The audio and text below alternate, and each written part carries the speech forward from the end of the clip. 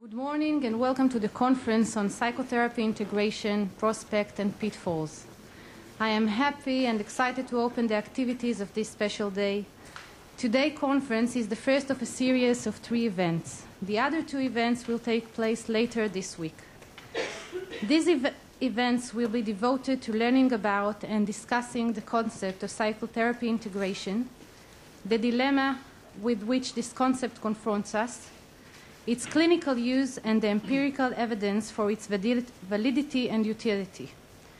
This 3-day conference is the outcome of a collaboration between the Department of Psychology at Ben-Gurion University of the Negev, the School of Psychology at Or Yehuda College of Academic Studies, and the Community Psychological Clinic here at the Department of Psychology of Bar-Ilan University. This conference is also supported by HAPI, the Israeli Psychological Association. The idea to arrange this conference was inspired by the understanding that psychotherapy integration is a major development in our field and might encompass its future. Out of commitment to this mission and the impression that there is a need to spread the accumulated knowledge on psychotherapy integration, to raise awareness to its enormous development, and to discuss the major conflicts and concerns regarding these implications, we invited Professor Paul Wachtel, one of the international leading figures in the field, to share with us his knowledge and experience. Professor Wachtel is one of the founders of the Society for the Exploration of Psychotherapy Integration, who has written profoundly and extensively on psychotherapy. Later I will present a detailed introduction to his work. We hope that this conference will promote the discussion regarding deep questions that psychotherapy integration raises. Such questions are: can psychotherapy integration offer a professional identity that will enable therapists to identify with? Does it create a new therapeutic language? Is it the answer to some crucial problems in our fields? And how should we train clinicians to practice it? As co-directors of Bar-Ilan's Community Psychological Clinic, my colleague Professor Tuvia Perry and I feel that hosting a conference on psychotherapy integration reflects the ideology that guides the training, supervision, and psychological services provided by our clinic to its students, interns, and clients.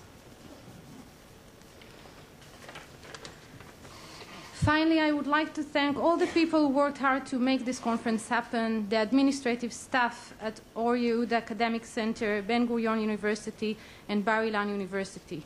Special thanks to our clinic coordinators, Mor and Lior.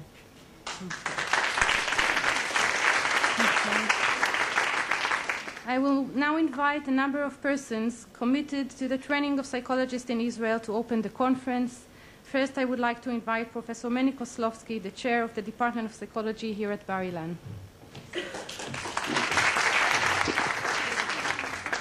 Welcome to all of you, and particularly to the people here on the dais, Professor Litzur, Dr. Shaked, Dr. Ben-Nun, Professor Wachtel, our guest from the States, Ilanit, Tuvia, Rivka, and all the other people who are involved in setting up the conference. It's ironic that the person who's starting to speak at this conference is a social psychologist. But still, this is a social group too, and social psychology is the basis of a lot of the theories in all the branches of psychology. So I wind up speaking basically because I'm the chairman of the department here. I thought I would bring in first something from our Bible that might help us understand what the purpose really here of this conference is. In the Bible, in the reading that we have every Shabbat, yesterday, 2 days ago, there's an interesting situation. The Jewish people, they're in the desert, right? They left Egypt. They're on the way to Israel. And they're complaining. I guess maybe that's endemic in Jewish people. But here they are in the desert, and they're complaining. And there's an interesting dialogue that goes on between Moses and the Jewish people. Moses, he's clear. He wants to go to Israel, right? He's goal-oriented. He has guidelines in his mind. He has values. Israel. What are you complaining about that you're in the desert and you don't have meat? That's one of their complaints. They want to eat meat. And Moses says, what are you talking about? We're going to Israel. This is the Holy Land. And he doesn't understand that the people want meat. The people, some even say they want to go back to Egypt. And there's a dialogue going on. Really, it's a dialogue where the two of them are not talking to each other, they're talking in parallel. And who intervenes? Who's the most appropriate interventionist that you could think of? God. God intervenes, and he says to Moses, Moses, there's something you don't understand. The people have needs. The people have different needs. And coping with them with your particular philosophy is not necessarily the best way. What you need to understand, Moses, is that when people have needs, you have to go and talk to them. You have to use different techniques. It's not only your philosophy. And the technique, the method that God thinks of is he sends Moses to talk to 70 elders. And why? Why? Because the way I see it, these people are the representatives of the nation, these 70 elders. Moses has been sort of on a high coming out of Egypt. He's raring to go to Egypt. And these 70 elders, what can they do? They can explain to him what the people's needs are. And only if you understand what the people's needs are, and only if you can use different techniques, not only, I'm sure there were some, I hope, there were some people who left Egypt who were raring to go like Moses, but many weren't. And if you understand them and you use the different techniques, then perhaps the goal can be reached. Of course, it took another 38 years till they got to Israel, but okay, the idea is there. Our department, which I'm the head of, I think I'm very proud. Why? Because one of the things I like, those people who know me, I like diversity of opinions. I find both in my family, wherever I go, not everybody thinks that I know all the answers. I don't know why they don't think it, but that's a fact. And I enjoy very much to hear different opinions. I enjoy very much and appreciate the fact that to solve problems, you can't always use one particular technique. And in our department, we have training in CBT and schema-focused CT and short-term psychodynamic approach. Everything, by the way, which is very important, our department is also research-oriented. So when we do something, we also want to find out, does it work? How does it work? For whom does it work? I don't have to tell you all the different variables you can put into a study. But this is the main point that I'd like to emphasize, that in our department, we work with the different people here in the clinic, here in this, on this campus. It's here. And there's research going on. There are different needs being met and different techniques used to meet these needs. So I wish all of you a very successful conference. I'm sure you'll hear from people who know each of these techniques much, much better than me. But nevertheless, I think social psychology, as being another branch of psychology, provides needs for its particular group. So all of us can be viewed as integrated. That's the theme, right? So we're integrated as one group working to help the society around us. So good luck. Now, Dr. Rami Shaked, the chair of the Department of Psychology in the College for Academic Studies, Or Yehuda, to give his greeting.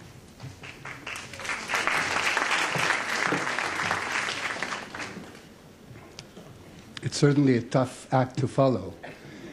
I was allocated like 2 to 3 minutes, so I'm going to be short and sassy. Okay? First of all, shalom and good morning to you all. It is a great honor and privilege to stand before you today at the opening of this seminar, this conference on integrative psychotherapy, with our distinguished guest, Dr. Paul Wachtel, we should say. Dr. Wachtel is certainly one of the most influential authorities in this academic domain.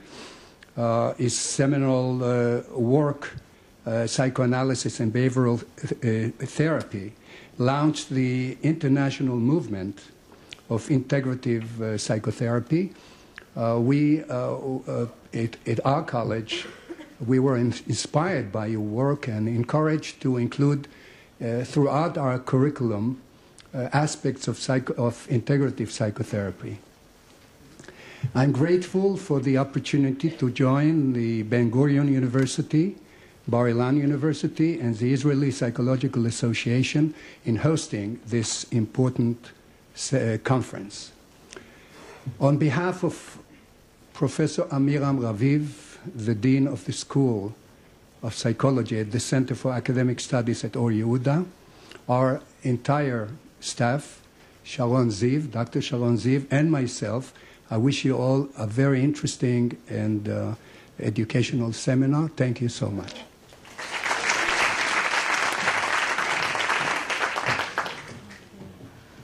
Thank you, Dr. Shaked. Okay. Now I would like to invite Dr. Yochi Ben-Nun, the chair of the Israeli Psychological Association, to give her a greeting.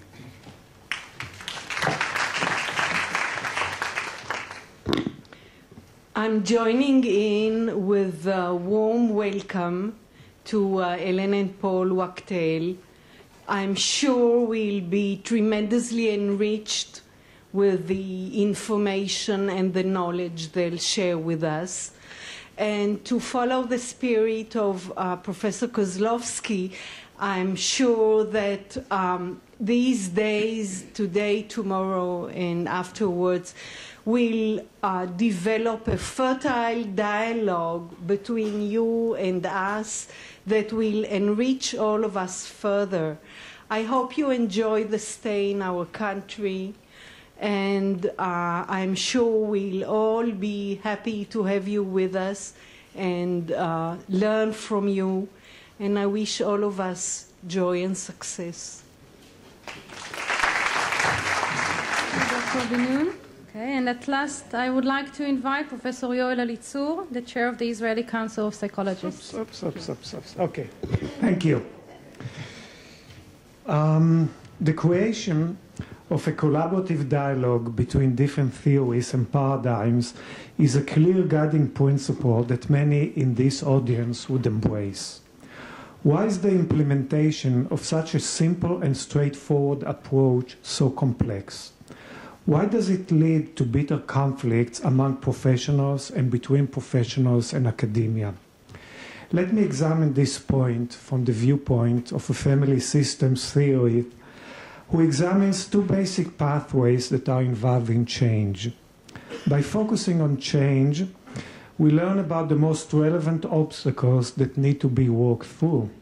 In doing so, I will use my experience as chairperson of Israel's Council of Psychology during the last 2 years. The first step toward change is to stop dysfunctional patterns. At our field in Israel, I can safely conclude that the most basic dysfunctional pattern has been adversarial splitting into camps. It has been said that if you put two Jews together, you will have three different opinions.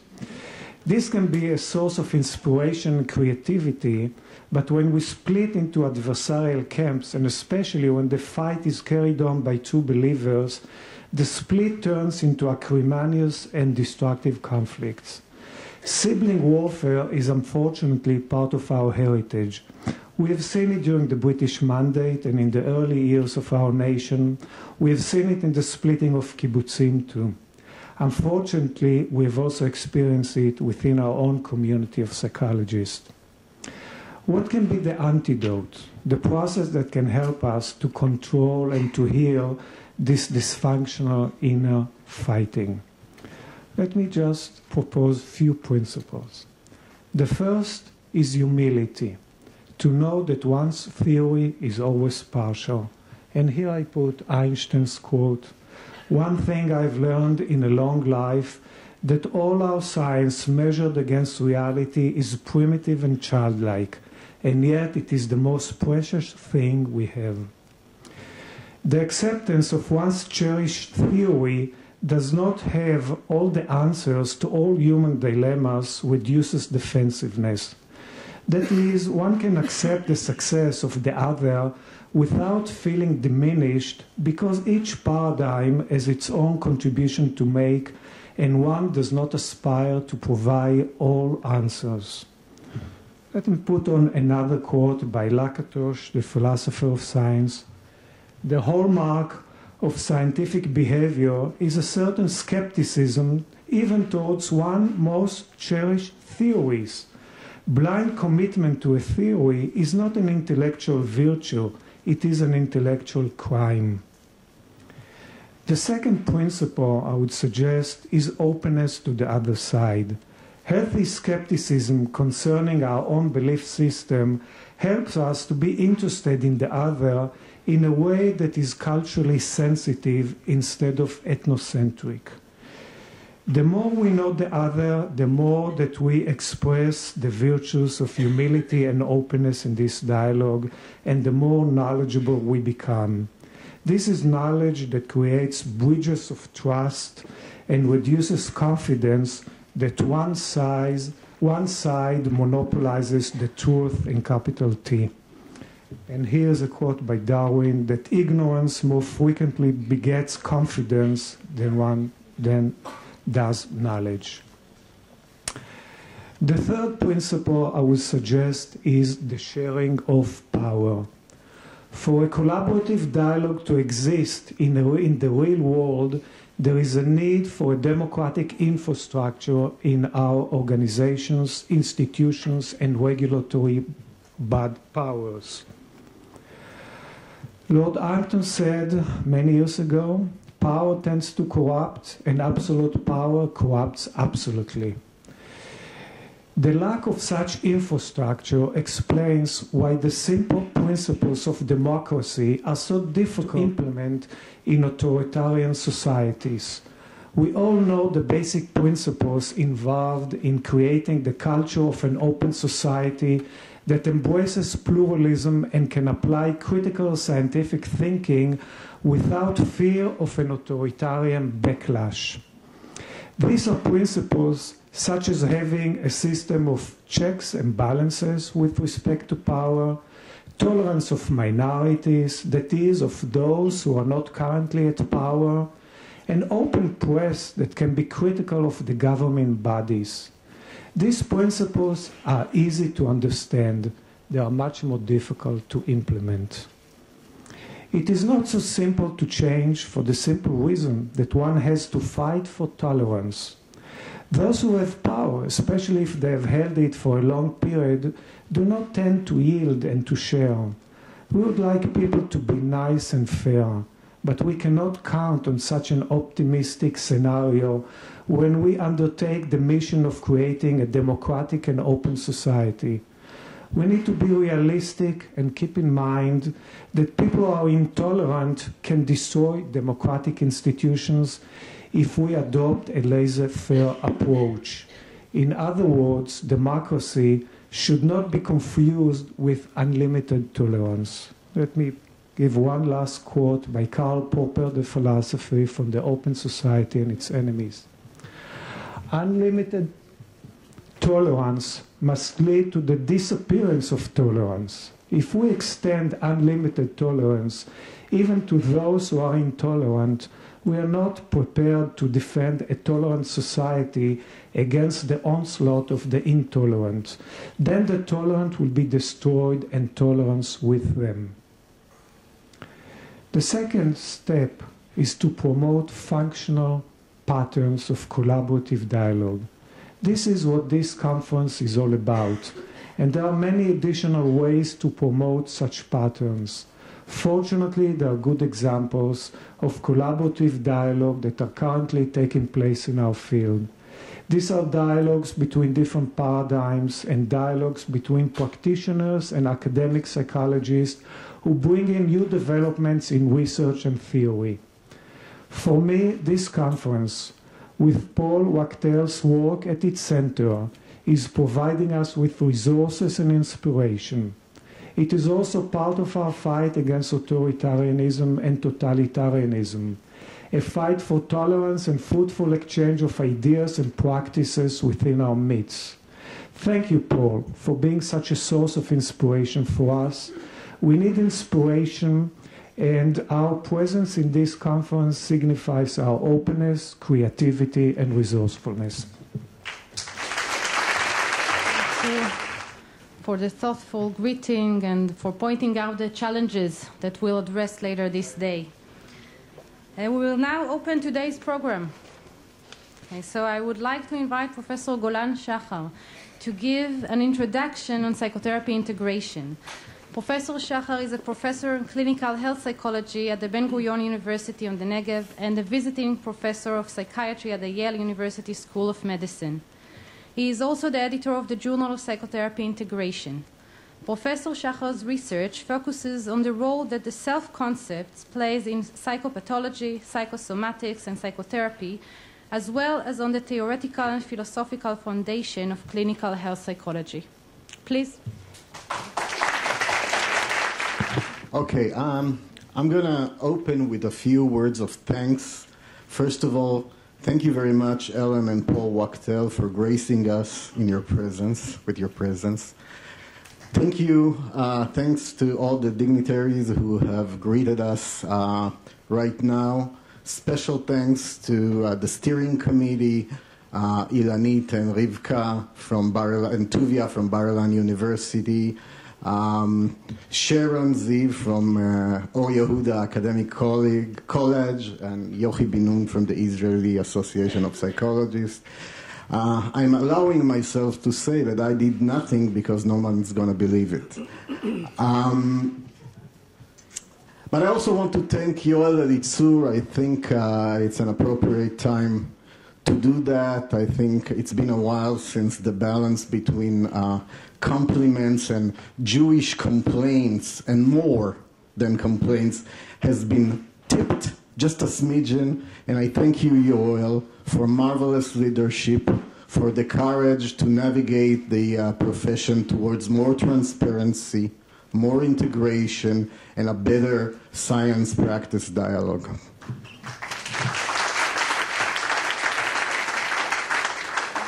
And thank you for this.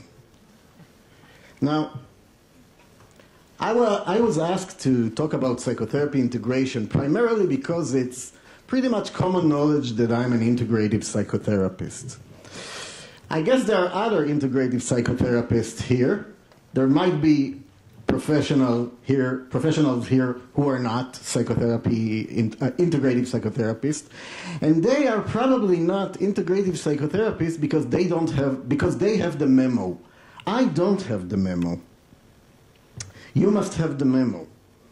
The myth says that there is a memo, that it is provided by patients to therapists. It is done so secretly, at times by way of sealed envelopes. We know about this practice in this country. And it seems that this practice has been going on for generations, probably had started at the eve of psychotherapy, but therapists attempt to keep it secret from each other. However, by way of a very complicated scientific reconstruction, my colleagues and I managed to approximate the original version of the memo, and here it is before you. It goes like this. Dear therapist, I come to you because I've heard you're good. My cousin told me so. I need you to cure me from my moods. I don't really care how you do this, and I don't want to know. Rumor has it that in your creed, there are various approaches for cure, and the therapists select one or the other. I don't care about these approaches. You treat me how you see fit. I know you're good. My cousin told me so. Please do not get swayed one way or the other, paying attention to other forms of treatment. I know your approach is best because my cousin told me so. I will not hold you responsible for using interventions from other schools of psychotherapy. Please feel free to submit this letter to any pertinent ethical committee or court or to your superego. Yours, your loyal, humble patient. Now, because I don't have the memo, I'm going to tell you a little bit about how I treated someone without the memo. SB came to me when he was 28 years old. He was a graduate student, and he sought psychotherapy, sought treatment after 2 years of psychoanalytic psychotherapy, during which he has gained extensive insights about his personality dynamics and the way he experienced the world, but his severe and debilitating symptoms of depression persisted and even exacerbated. His diagnosis was double depression, pertaining to very painful bouts of major depression, superimposed on a low-key dysthymia that he had experienced since the time he remembered himself. At the time of the beginning of treatment, he was taking two types of psychotropic medications, an SSRI and a mood stabilizer. His test chart reveals profound depression, as is gleaned from the Beck Depression Inventory and the Hamilton Depression Scale. He was mildly anxious, and his brief symptom inventory also attested to considerable distress, centered around nervousness, suspicion, hostility, interpersonal sensitivity, somatization, and guilt. SB had a very tumultuous childhood. His father used to abuse him physically and emotionally. His father used to derogate him in many ways, the chief of which was that his father used to challenge him to take on the bullies that roamed around in this very tough neighborhood. So SB used to go to the neighborhood and take on the bullies, only to be beaten cruelly and then to be ridiculed further by his father. There was a profound and consistent history of unipolar depression in the family, including also the father. I administered to SB the personal style inventory. The personal style inventory was developed within the cognitive behavioral tradition, but a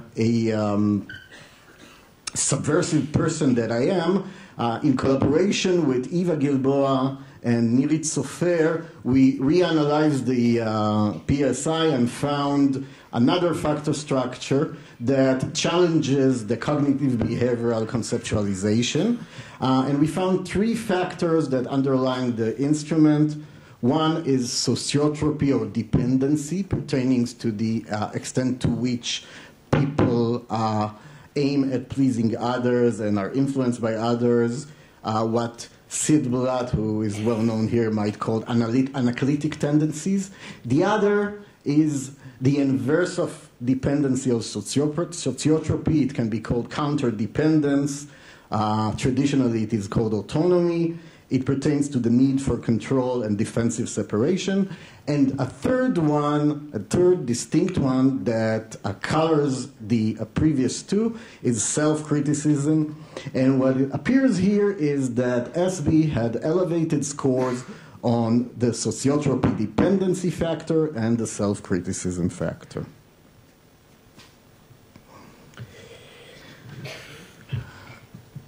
I am in a habit of administering to my patients the object relations inventory. The object relations inventory was developed by Sid Blatt as a projective procedure aimed at inquiring about a person's mental representations of self and others, object relations. It's a simple procedure. One solicits narrative descriptions of respondent's self and significant others, and then one utilizes a manual inspired by object relations theory and Piagetian developmental psychology to score the manuals. What I'm going to do, I'm going to read to you several sentences from SB's ORI responses, and I apologize for Ellen and Paul. These will be in the Hebrew. So SB describes himself as אוהב אדם, אבל מרגיש שמשהו מעכב אותי, מושך אותי כל הזמן אחורה. אני אוהב אנשים, רגיש לזולת, מנסה לעזור, אבל הרבה פעמים מסתגר ולא רוצה מגע איתם. הרבה פעמים מנסה לרצות את האחר, בלי להתחשב ברצונות האמיתיים שלי. אין לי כמעט מישהו שאני יכול לשתף אותו במה שאני באמת מרגיש. הבדידות הקיומית מלווה אותי המון שנים, עד שאני לא יודע להבדיל בין מצב נורמלי של מצבי רוח ודיכאון. SB narrates here about chronic existential loneliness and the need to please others. His description of his mother, רגישה כמוני ולא מבטאת הרבה פעמים את מה שהיא חושבת באמת. היום אני נעזר בה יותר מכולם, ואני סומך על האינסטינקטים שלה הרבה פעמים, למרות שאני נכנס איתה לעימותים. He narrates about completely trusting his mother and relying on her for most things. His father is described as אדם טוב, חם, אוהב ודאגן, נכנס לפניקה, מתבטא בתוקפנות מילולית קשה ובלתי נסברת כלפי הבית. כלפי הסביבה החיצונית המצב שונה, הוא מנסה לרצות את כולם, לא פעם על חשבון עצמו ובני משפחתו. His father, a kind man that sometimes flips out and behaves aggressively towards people in the family. However, outside, he constantly tries to please everybody. And his sister, רואה בה הרבה פעמים סמכות שאפשר להתייעץ איתה בנושאים אישיים. מודה שבאופן מסוים היא החליפה את אבא שלי, שפשוט בלתי נסבל היה לשוחח איתו, אנחנו מאוד קרובים. His sister, he's very close to her, she replaces his father as an authority, and he relies on her for consultation in private issues. Another element of the way I work with patients clinically is that, especially for these kinds of conditions with clear and debilitating symptoms, I implement behavioral assessment. The CBT people in this audience know very well what it is. It's a procedure in which one asks patients and respondents to rate very accurately behaviors and or symptoms throughout the day. And this is but two, and I asked SB to rate his mood 3 times a day, in the morning, in the afternoon, and in the evening. And these are two, and to describe what preceded each of the ratings. So these are 2 descriptions. In the morning, התעוררתי, שטפתי פנים, הדלקתי מוזיקה, אכלתי יוגורט, התלבשתי, הכנתי כריך, נסעתי לקחת את אחותי, הורדתי אותה באוניברסיטה ונסעתי לעבודה. So he takes his sister to work, and in the afternoon, אמא שלי הגיעה לבקר אותי בדירה, ישבתי ודיברתי איתה בבית, לקחתי אותה לעבודה לקראת 4. In the afternoon, his mother comes to pay a visit, and then he takes her to work. Which raises the question, thematically, to what extent can SB, who is a very talented and intelligent and articulated person, participate in creating a positive environment irrespective of the complex relationship he has with his family members. The outcome of behavioral assessment might be a chart such as this, in which the target behavior, in this particular case mood, is rated, in this particular case 3 times a day, and it goes from right to left, where Yom Hamishi, Thursday, is the first assessment day. And we see here the rating across the world for the 3 daily periods. What is very interesting is the elevation in mood here, and the fact that it plumps here. So there was an elevation in mood on Shishi night, Friday night. This is where we have our Shishi dinner, especially in traditional families like the one that SB had. And he describes a very nice, cohesive, communal Shishi dinner in which everybody was on good terms with each other. And then the Saturday morning, he slept late, and his mother entered the room he was sleeping in, unannounced, uninvited, and began to berate him about sleeping that late. And it's the Saturday, it's the Shabbat, it's like your Sunday, so there was nothing to hurry about. And so this is a very striking demonstration of the way SB's mood was dependent upon relatively minor events taking place between him and his family members. But I didn't say anything about that to SB. What I did do is that I implement the kind of intervention that logically follows from behavioral assessment. Anybody has an idea what this intervention would be? My CBT esteemed friends. I implemented behavioral activation. Behavioral activation is a straightforward, evidence-based intervention in which the object of which, or the aim of which, is to put into motion depressed people's reward system. In depression, as is well known, the things that were once pleasurable and meaningful are no longer pleasurable and meaningful. And when they are being acted upon, but when they don't derive the pleasure and the sense of meaning that they used to, this experience is painful, it's aversive, and thus people tend to avoid engaging in pleasurable and meaningful activities. And when they do, that exacerbates the depression. And the idea, the therapeutic idea is quite simple. Let's reverse the process. With food come appetite. It doesn't matter if it makes you feel good, just do it. And people do it. And research shows that it pretty much works. And my clinical experience shows that when it's being done, it works. But before I introduced to SB the rationale for behavioral assessment, I also introduced a psychodynamic prime. I said to SB, listen, you are used to a certain treatment which I respect tremendously, and I'm also practicing it. I also was the patient of that kind of treatment for many years.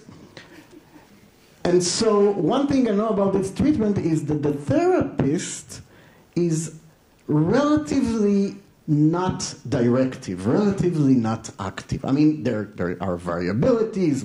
Some therapists are more present in the room, others are less, but essentially you don't get advices and you don't get instructions. This kind of intervention, for it to succeed, I will need to be active and directive.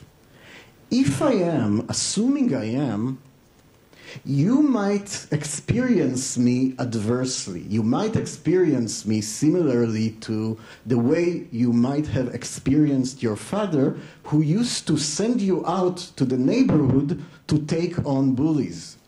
So you might experience me as sending out to the world to take on the world. You don't want to do these activities, which are your activities. They are derived from your preference.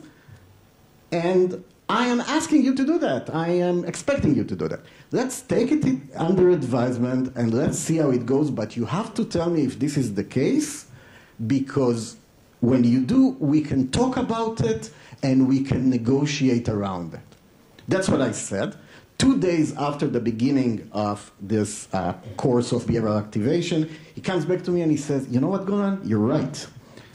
it does feel like you are pushing me from behind to do things that I don't have the wherewithal to do, and doesn't feel good.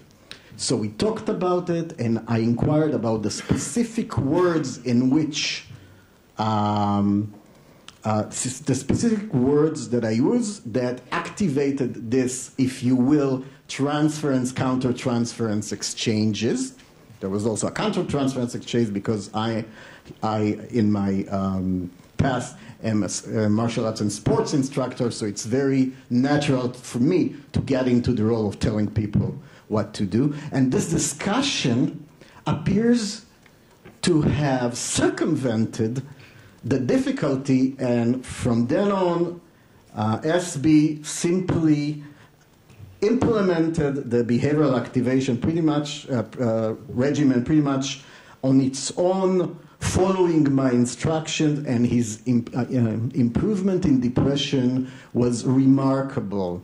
After 3 weeks, you see here, BDI dropped from 30 to 5, Hamilton decreased by a half. I have been seeing him for 6 years. He was never depressed during that time. Of course, depression is always looming large, and there is always a sense of, oh, when will I be depressed again? I'm not saying that behavioral activation can alleviate depression in 3 weeks. There are marked individual differences. I've had patients who it took them many, many months, partly because there were obstacles evolving around counter-transference, transference exchanges.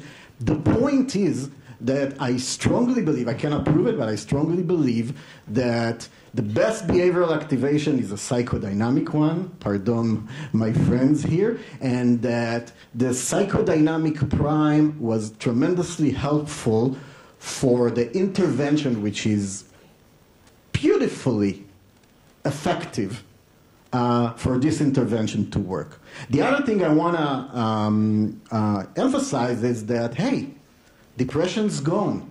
What is he still doing in treatment for 6 years? Well, what he's doing in treatment is working on these things. What he's doing in treatment is working on issues of separation, of issues of reinstating himself within the families, resisting expectations and demands to be that kind of person and not this kind of person, exploring the things he likes to do professionally. He is very talented. He has many opportunities.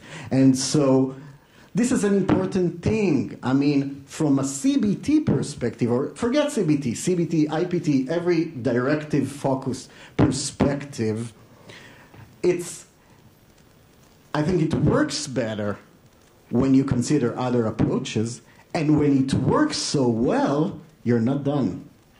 And then you have to be another kind of therapist unless you refer the person to someone else, and I will comment about that. So I hope that was a relevant glimpse of what psychotherapy integration might be, but everybody here were correctly alluding to the formidable impact of Wachtel on this concept of psychotherapy integration. So, you know, who is Paul Wachtel? I'm not going to answer this question. I am going to talk a little bit around it, and I'm going to begin by reading from my recent book of poems, Psychoanalyse. And of course, it's going to be in Hebrew, so fortunately, Paul will not understand the word. But it does, at least to me, presents Wachtel correctly from an evocative point of view. So here it goes. פול וואכטל היה בנו הראשון של סיד הגדול, כלומר אחי הגדול. והוא לימד אותנו שאומנות הריגול היא יסוד לפרוטוקול הטיפול. להסתנן במיומנות בינות פיצצות מצרר של שנאה עצמית, נפלם של הרס, קליעי פסיביות, אשמוות, הישר לתוך הנפש האחרת ולפעול משם בזהות בדויה. אחר כך כן, אפשר לצאת מהארון, לבוש בכל מיני טכניקות כמו חשיפה, תפעול התנהגותי, מדיטציה, שהן תמיד חשובות ורצוי מאוד מונחות ראיות. אבל הבסיס חייב להיות להחדיר ילד רך לגיהנום של דנטה. שמה של תפיסת טיפול זו, פסיכואנליזה מונחית בעיות. Thank you. See, and it is really of little surprise that Wachtel is one of the founding fathers, in my opinion, the founding father of the integration movement. It's of little surprise because of many reasons. One of which is that he was Sid Wachtel's doctoral student. Sid says, you were the first doctoral student. It might be historically inaccurate, but Sid and I agree that it is poetically accurate. But this, I mean, Sid Blatt was then in the Department of Psychology, and the Department of Psychology at Yale used to be, no longer is, used to be a mecca of psychological integration. You all know about Dollard and Miller, who actually reformulated psychoanalysis in learning theory terms.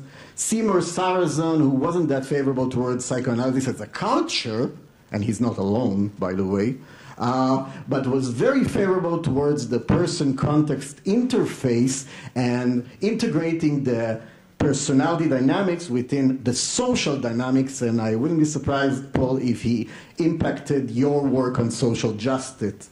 Sidney Blatt is all very well known here. He used to be a Rogers' trainee.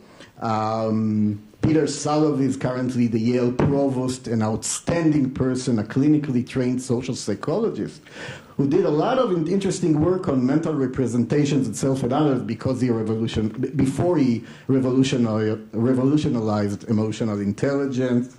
Jerome Zinger, an analytically trained psychologist who wrote about integration and about state of consciousness, and John Andrews, who's less familiar. He didn't continue in academia, but he developed a wonderfully rich model of the active self that is highly compatible with Paul's work and theory. And what is Paul's work and theory? Well, Paul's work and theory has been going on for like more than 4 decades. I'm not going to fail in the impossible mission of exhausting it. I am only going to provide several highlights. Most of it is soul-authored. However, there is a very important and quintessential work by Wachtel and Wachtel, by Ellen and Paul, on psychotherapy integration or psychodynamic psychotherapy and family therapy. Ellen is herself a well-known family therapist and thinker, and so the work has been going on and has been iterated and extended.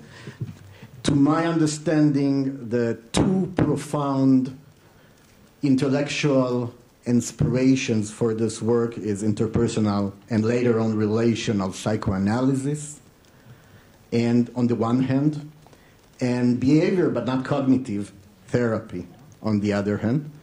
And the work, the theory that is labeled cyclical psychodynamics can be atrociously summarized into 3 guidelines. The first is that the unconscious is contextual, or if we embrace a social cognitive lingo, which is currently dominating academic psychology, in my mind justifiably so, we can say that implicit cognitions are context dependent. So the contextual unconscious, the royal road for the understanding of the unconscious is not dreams, although these can be useful, are not free associations, although these can be conducive. It is relationship. If you study relationship, if you study the unfolding of person-context transaction throughout the day, within and outside the therapy office, you will be in a position to understand a personality dynamics. The second guideline is the vicious cycle. It was Karen Horney, I believe, who said that the understanding of the vicious cycle is the most important job of psychoanalysis. And Karen Horney, of course, belonged to the interpersonal psychoanalytic school, alongside with Eric Fromm, Sullivan, Frida from Reichman, Clara Thompson, and others. And Wachtel synthesizes these theories beautifully into an appreciation of the fact that psychopathology emerges and is maintained by individuals' unintended creation of negative social relations. It's a very important paper in Journal of Abnormal Psychology. Yes, yes. At that time, J. Abnormal was more receptive to big ideas, in which Wachtel presents this notion and ties it to psychopathology research. And intimately related to the second guideline is the third, the ironic vision of behavior, according to which we create what we dread. It is our anxieties, our deepest concerns, the issues about which we feel most hopeless, that propel us to act in a way, inadvertently, or at least unknowingly, to act in a way that eventually resurrects a kind of social context that brings about what we most dread, the things that give us, that cause us to be most distressed. This is the reason. How much time do I have, Yeleni? That's okay. This is the reason why therapy, according to Wachtel, must include both insight and action. It's not enough to go over with the patient, to go over his or her day-to-day occurrences, analyzing his or hers, what Sullivan would term not me, gaining an appreciation of the dynamics that makes a person's behave in a way that elicits stress and then distress. It's not enough, because behavior has a life of its own, and social conditions are rigid, and if you create hostility around you, the hostility will still be there even if you understand the underlying dynamics that makes you evoke it. And so you need to help people act differently. You need to implement behavioral techniques to enable people to acquire skill, behave differently, and then to change the social context, which in turn will be a wonderful opportunity to change mental representation. So the inner and outer are circular, are reciprocally related, and our interventions must approximate this complex causality. And there are other versions of Wachtel's cyclical psychodynamics developed by key, very brilliant people like Kenneth Frank, who's an interpersonal psychoanalyst, and Golden Stryker, key people in the integration movement. Mary Connors, who, if I'm not mistaken, is a self-psychologist, but is aligning her work with Wachtel's, and John Andrews, whom I mentioned before. 10 minutes, okay, well, probably 9. In my own research, what I try to do is I try to put cyclical psychodynamic empirical tests to see whether vulnerability, personality vulnerability, creates itself via its action on the social context. Indeed, I found that this was the case for a personality trait called self-criticism. Self-criticism, the tendency to adopt ever-increasing high standards for performance, and most importantly, to adopt a punitive stance towards the self once these are not met, and they never do, has been shown to be a formidable dimension of vulnerability to a host of psychopathologies, not only depression, but also various anxiety disorders, eating disorders, suicidality, psychosomatic, substance use, violence, etc. Over more than a decade of research, I have found, and this is but the first illustration, that self-criticism creates a negative social environment comprised of negative events, as we see here among 600 Israeli adolescents, a dearth of positive events leading to distress.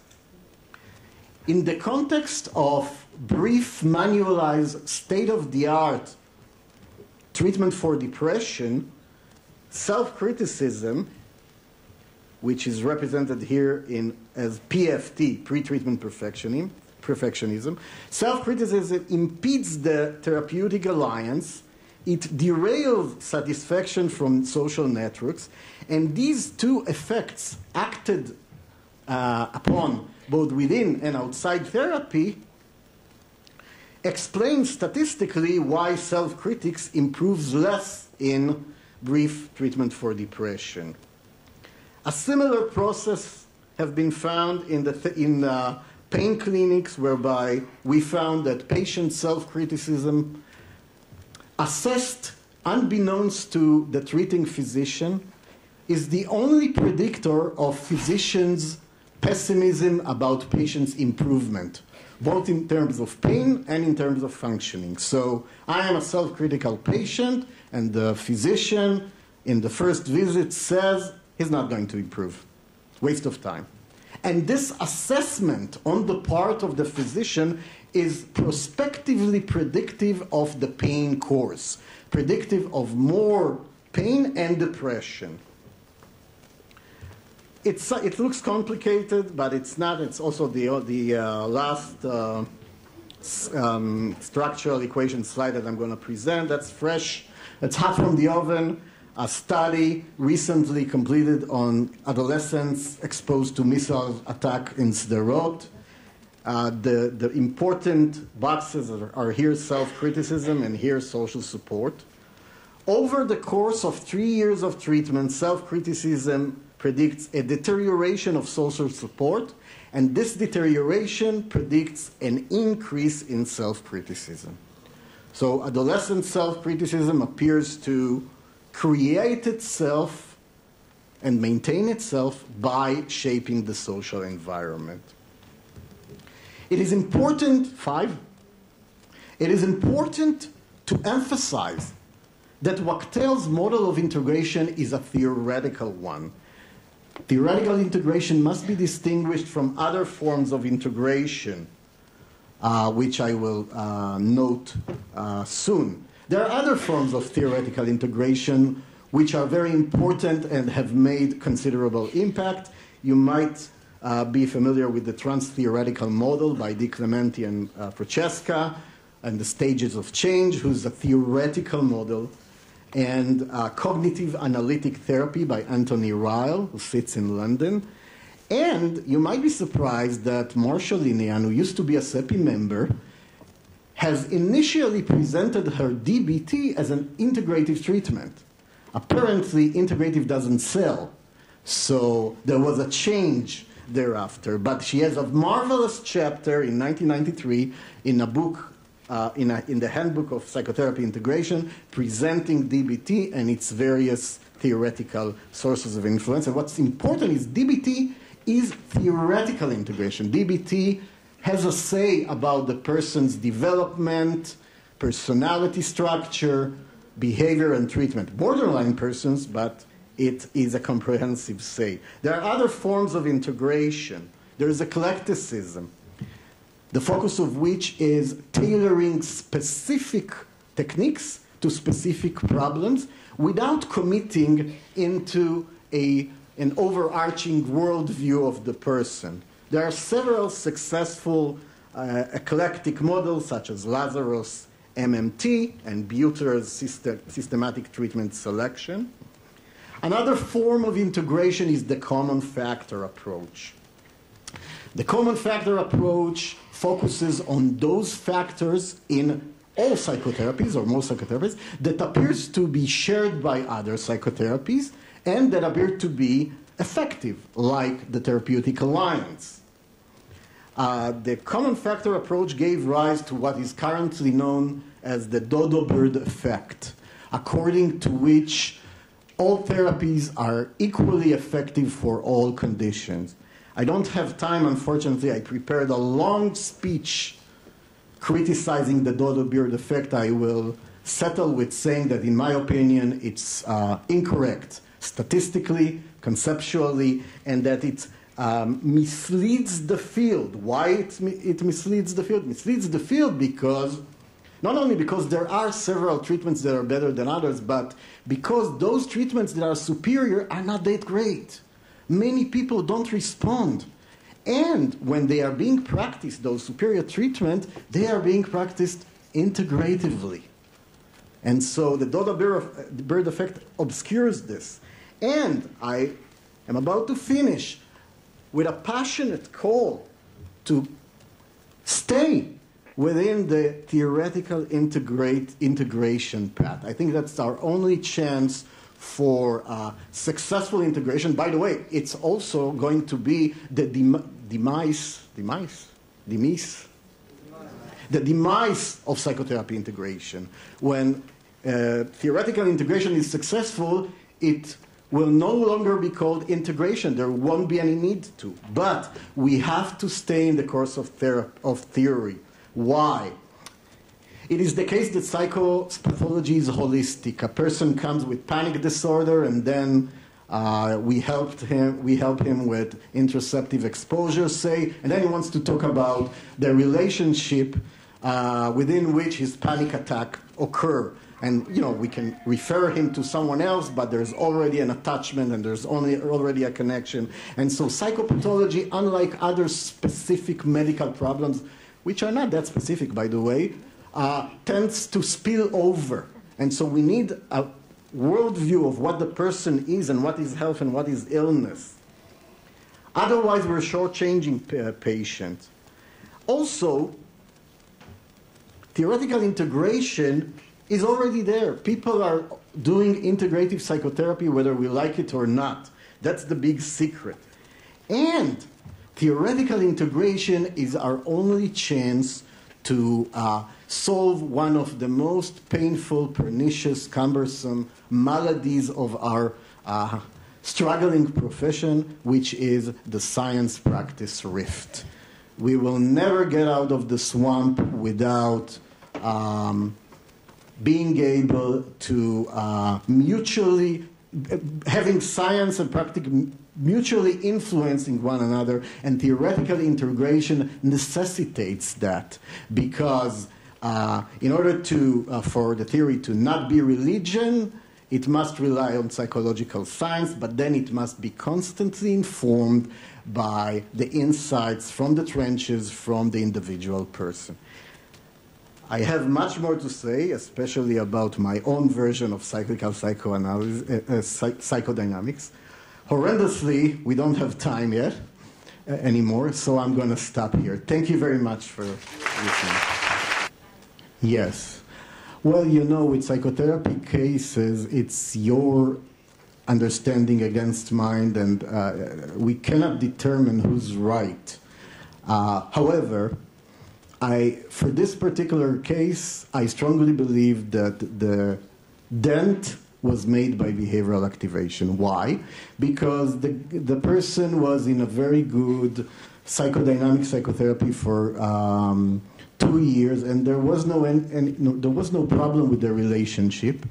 Also, the kind of improvement, what improved conceptually was conceptually highly consistent with the kind of intervention that was launched. That is, it wasn't his self-esteem or self-criticism that was improved. It was his depressive anhedonia. It was his energy level. And it was chronologically and experientially tied to the type of intervention to the type of activities that he has been doing. So he went to the gym, he felt good. He didn't go to the gym, he felt bad. Of course, this is in hindsight. I don't know, but I think that in this particular case, or more often than not, and I'm doing a lot of behavioral intervention activation because I'm treating depression. What I find with behavioral activation, it's remarkably effective, and it's, in my opinion, effective because of the stipulated mechanisms. But it's difficult to do. And so a lot of interpersonal sensitivity, a lot of understanding of a person's psychodynamic, a lot of effort to understand your countertransference is needed so as to remove obstacles in the way of a successful implementation of the technique. And once it's over, there are so many other things to work on, and it's no longer relevant. We're not doing behavioral activation. There was also mindfulness there and other stuff. We are doing what I was trained to do 10 years ago, bread and butter psychodynamic psychotherapy, not, in my opinion, very ingenious, but he needs it now. He might need something different a year from now. Thank you. Thank you very much, Professor Golan Shachar. Okay, I think that it was a great presentation. The case illustration really pointed out the part of the creativity that we need while integrating. As you know, the name of the conference today is Psychotherapy Integration, Prospect and Pitfalls. And I think that you pointed out the prospects, and we will later address the other part. Okay. So now we will turn and... It's not good. No?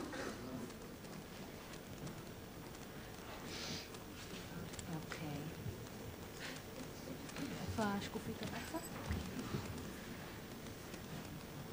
Okay, so now I would like to invite our guest of honor, Professor Paul Wachtel, who is a distinguished... Okay.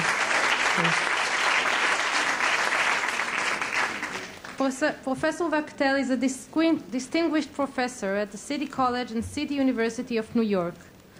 As one of the founders of the Society for the Exploration of Psychotherapy Integration, he has played a major leading role in the development of psychotherapy integration. He is the author of many books and articles on psychotherapy. His books, lectures, and workshops on psychotherapy are concerned with a range of issues, including psychotherapy, personality theory, and the relation between social problems and psychological theory and research. We are honored to have you with us, Paul, and are looking forward to these 3 days of sharing and learning together. Thank you. So, together with Professor Wachtel, I would like to invite both Professor Carlos Strenger and Dr. Rivka Tuval-Mashiach, okay, who will interview Professor Paul Wachtel. Okay. Professor Strenger is coming down the stairs. He's a philosopher and existential psychoanalyst. He serves as professor of psychology at the School of Psychological Science, Tel Aviv University.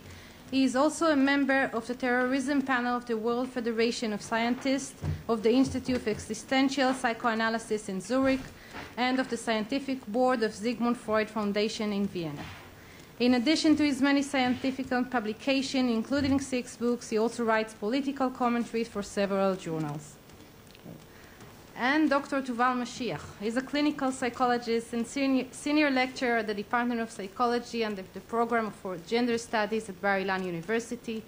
She also heads the Community Services Unit of Natal, the Israeli Trauma Center for Victims of Terror and War. Her fields of research include collective trauma, resilience and coping with stress, women's psychological development, and the process of the construction of identity in health and in illness. Please. You've been welcomed so warmly by so many people that I'm not going to add much to that. I would like to say one thing that has been, I think, implied by both Golan Shachar and by Yoel Elitzur before. I think that you're here at a very crucial juncture in the history of Israeli clinical psychology. And I think this conference might really go into history as not only as a symbol, but as a catalyst for a new period in which warring factions that used to believe that they have the ultimate truth about how, and of course the ultimate ritual of how to treat people, will stop warring and instead interacting. I think Rivka and I have kind of, we thought about questions, and we're going to do it more or less like this. Rivka is going to ask more specific questions on the matter, and I'm going to ask some, ask you to speculate about some future developments, and very much looking forward. Please, Rivka, why don't you start? Okay, as Carlos said, we are going to switch back and forth between talking or asking Paul about the present status of psychotherapy and integrative psychotherapy, and between the future of it. So I would like to start with the question that Golan has set the stage well for this question by asking you about the nature of integration.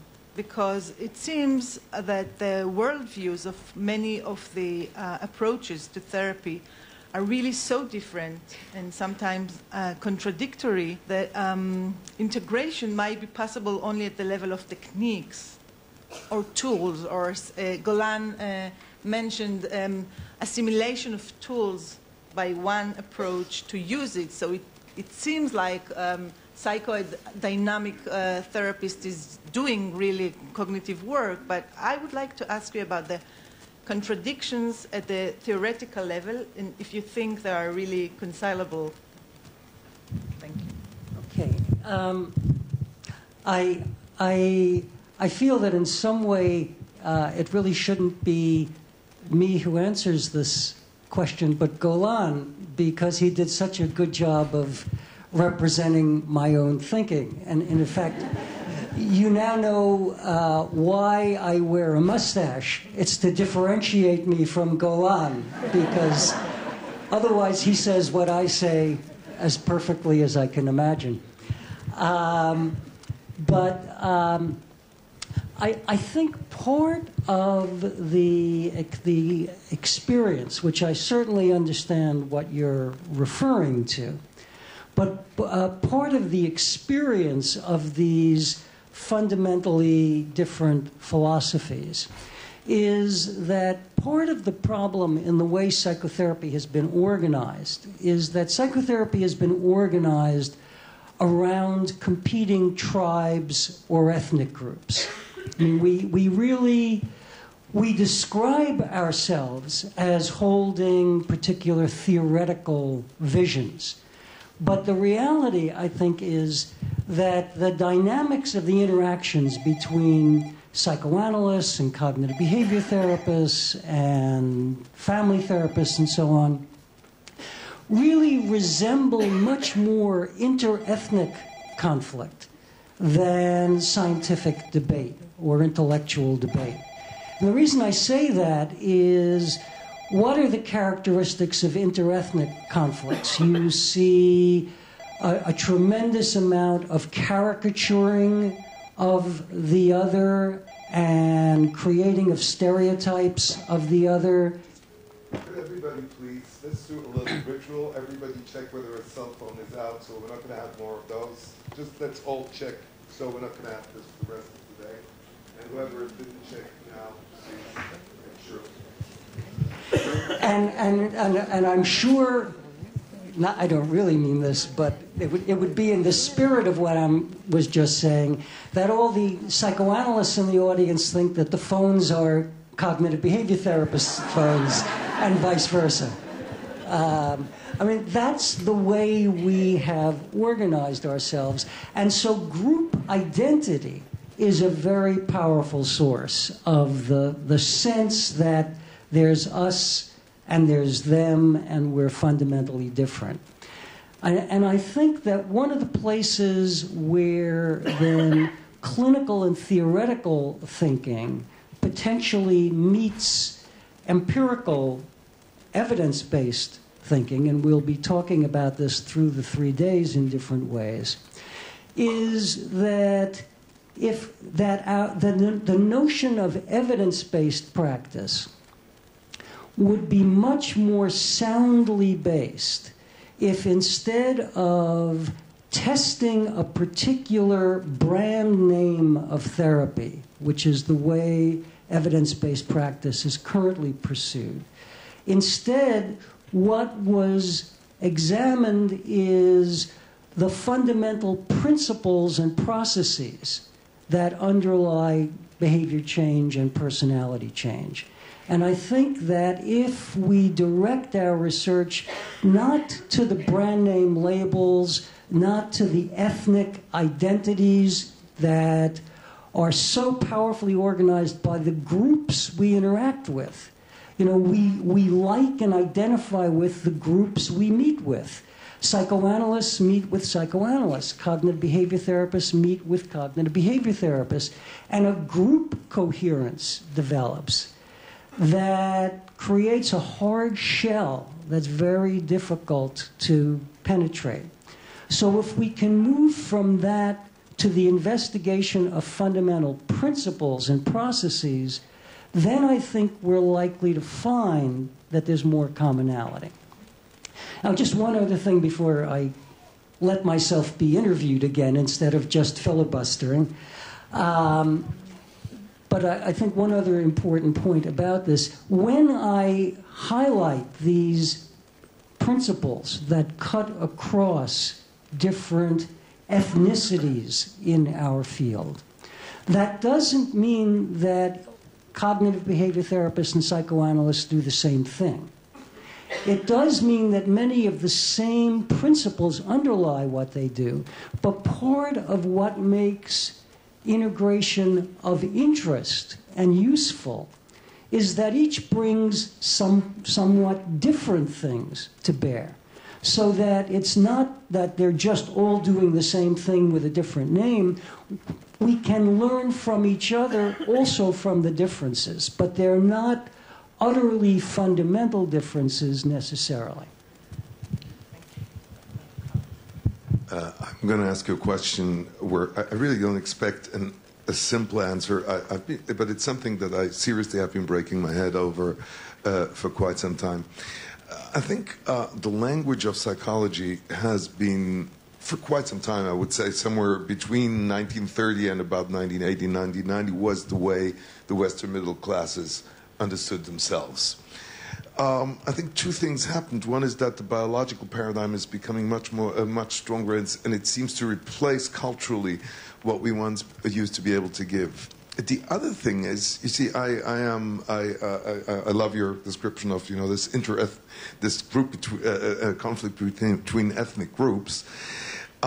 What I'm sometimes, in addition to that, bothered by is the following. On the one hand, I think we're on the verge of becoming a really responsible profession, and something that looks less like a religion. Then, on the other hand, in the grand old days where, you know, the Freuds and Jungs could speculate freely, the field had a certain metaphorical or a certain fertility in the metaphorical narrative sense that exactly allowed for people to connect to it outside the profession. Do you think there is any way that we will be able to combine between the scientific responsibility that we're striving for now and this type of metaphorical and narrative fertility that we seem to be losing? It's a very interesting question. And I think it relates in a way to the skills that we have if we're really good as psychotherapists, that the principles that I was referring to, that's the kind of basic structure. I mean, if we think of, say, architecture, every architect learns sort of basic physics and mechanics, and hopefully knows how to build a building so that it will stand up, not collapse. That's the common sort of scientific principles. But that doesn't mean that every architect is equal. You know, there are very pedestrian buildings, and there are extraordinary buildings. And there's the art and the poetry that a great architect adds to the physics.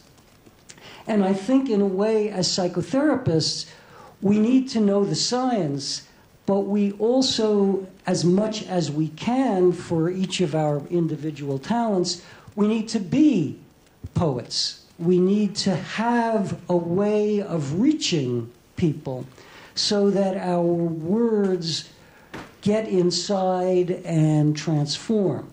And I think in the same way, when we communicate to the public, we want to do that. We want to be as compelling as possible. Maybe in the ways that we communicate amongst ourselves, we might want to tone that down a little bit because we want to find more of a common language and less of a kind of a star system, which is part of what you were describing. Psychotherapy for years was organized by a star system. And there was Freud, and there was Jung, and there were all the great poets. And even some of the top people in CBT rose to the top because in a different poetic language, they spoke compellingly to their readers. And I think there, amongst ourselves, we might actually want to tone down the poetry, but with our patients and with the public, I think we might want to cultivate it. I would like to take Carlos' question a bit further by asking if you think that, that it might be that we won't be using psychotherapy in the future, that medicine will, you know, substitute it, or other kinds of alternative therapies because of technology, because of biology, because of the brain studies that we are having. Are you afraid of the future of psychotherapy? Well, I'm always afraid of the future. But I also have some sort of optimistic threads, which I think you need to have to be a psychotherapist, you know, because you're trying to instill that in other people. I think Jerome Frank stated particularly well that one of the key things we address in the people we work with is a sense of demoralization. So we want to somehow find a way to create hope. But let me take one example. I think part of what you're saying, in certain ways, the disappearance of sort of the sectarian field of psychotherapy might not be such a loss, in the sense that to the degree that we integrate it with the medical, biological side, and very importantly, with the social side. And an awful lot of what we work with are the consequences of the way our societies are organized, are the consequences of the way families and cultures are organized. And change through those media, I think, should eventually occupy a larger portion of our efforts to change. But that doesn't make our work outmoded for at least two reasons. One is that ultimately, in order really to help any individual with their suffering, or on the other side, equally important, with their not thriving sufficiently, because I don't think our work is just limited to symptoms or suffering. It's also focused on enabling people to thrive. And for either, we need to develop the skill of understanding them deeply and understanding their subjective world and how it's related to the life they're living. That's a fundamental skill that I can't imagine being without if we're going to be effective. So that's a place where our skills will always be relevant. I also think if we think, for example, of the advances in neuroscience, which are going to make very, very important contributions to all sorts of efforts, hopefully, to improve human experience, human life.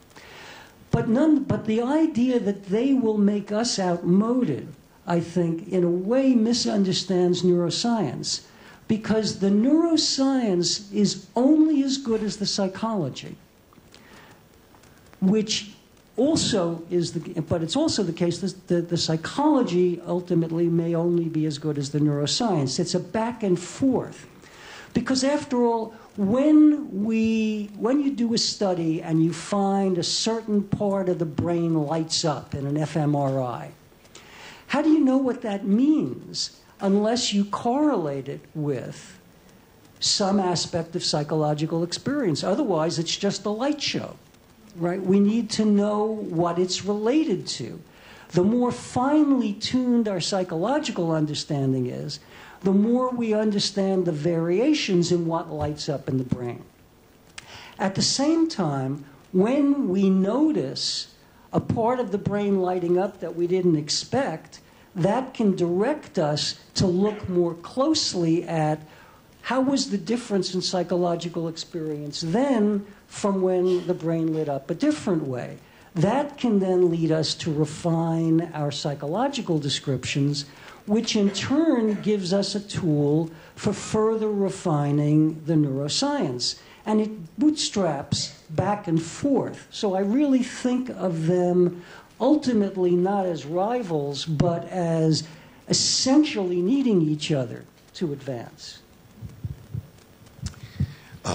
Talking about integration, I use the occasion to ask you all the questions that I have no idea how to go about. One of the things that basically in the last decade what I've been trying to do is figure out how very accelerated historical processes, how they impact us. And one of the things I can say that whenever I finish a book, I feel it's already outmoded by the developments. For example, I can't remember the world before Google, even though I met Google when I was rather adult, Facebook, etc. Now, one of the things that I'm bugged by is the following. I feel that we haven't found ways to help our students develop a methodology to learn about the world they live in. If you take Golan's case, okay, he has a very in-depth picture of the whole socio-psychological ecosystem of his patient. Now, one of the things that I'm finding out is that since I don't have a methodology myself, I know that I understand the world fairly well, among other things, because my patients taught me. And the question is, what, in addition to all the things that we are teaching, and we're teaching more and more, precisely when you go in this direction, do you see any reasonably fruitful way in which we could integrate, I don't know what to call it, sociological knowledge, an input on how to read social trends that will help our students and us to treat our patients appropriately?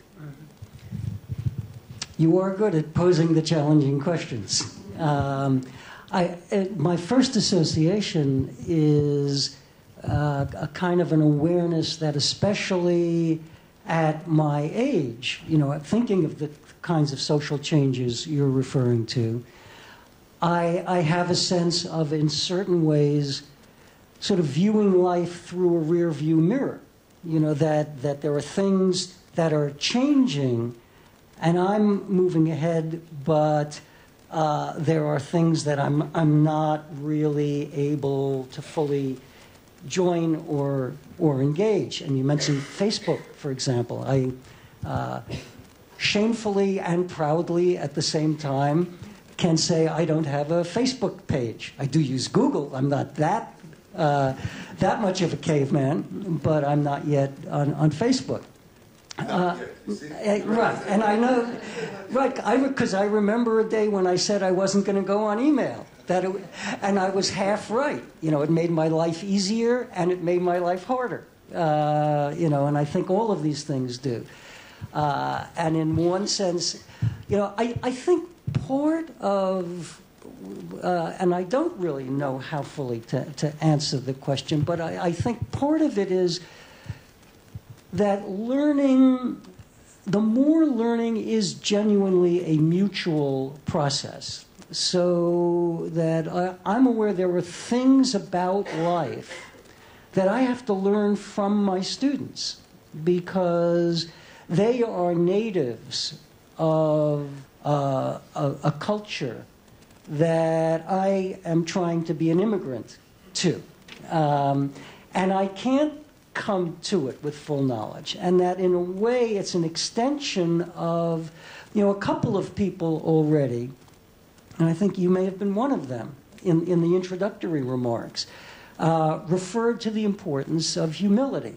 And I think that is one of our essential skills as a therapist. We need to be both bold and confident, because we are in a leadership position with our patients, but we also need to be humble. We need to be constantly learning.